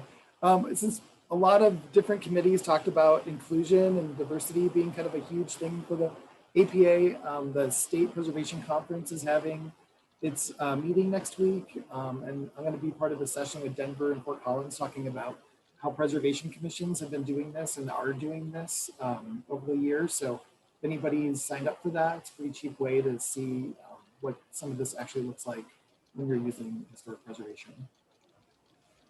Great, thanks for that heads up. Appreciate that. Anything else anyone would like to ask? Normally we could disband, we could mingle around the room. That's probably not going to work out today. But I do thank all of you for your participation today and for your patience. We are a little bit over time. And to all the new members who are here for the first time, thank you for persevering through this. And now you'll know what's going to come next year. And thanks for today. And thank you, Sheila, for helping coordinate. And Michelle, thanks for getting the Zoom account for us. Much appreciated. And with that, I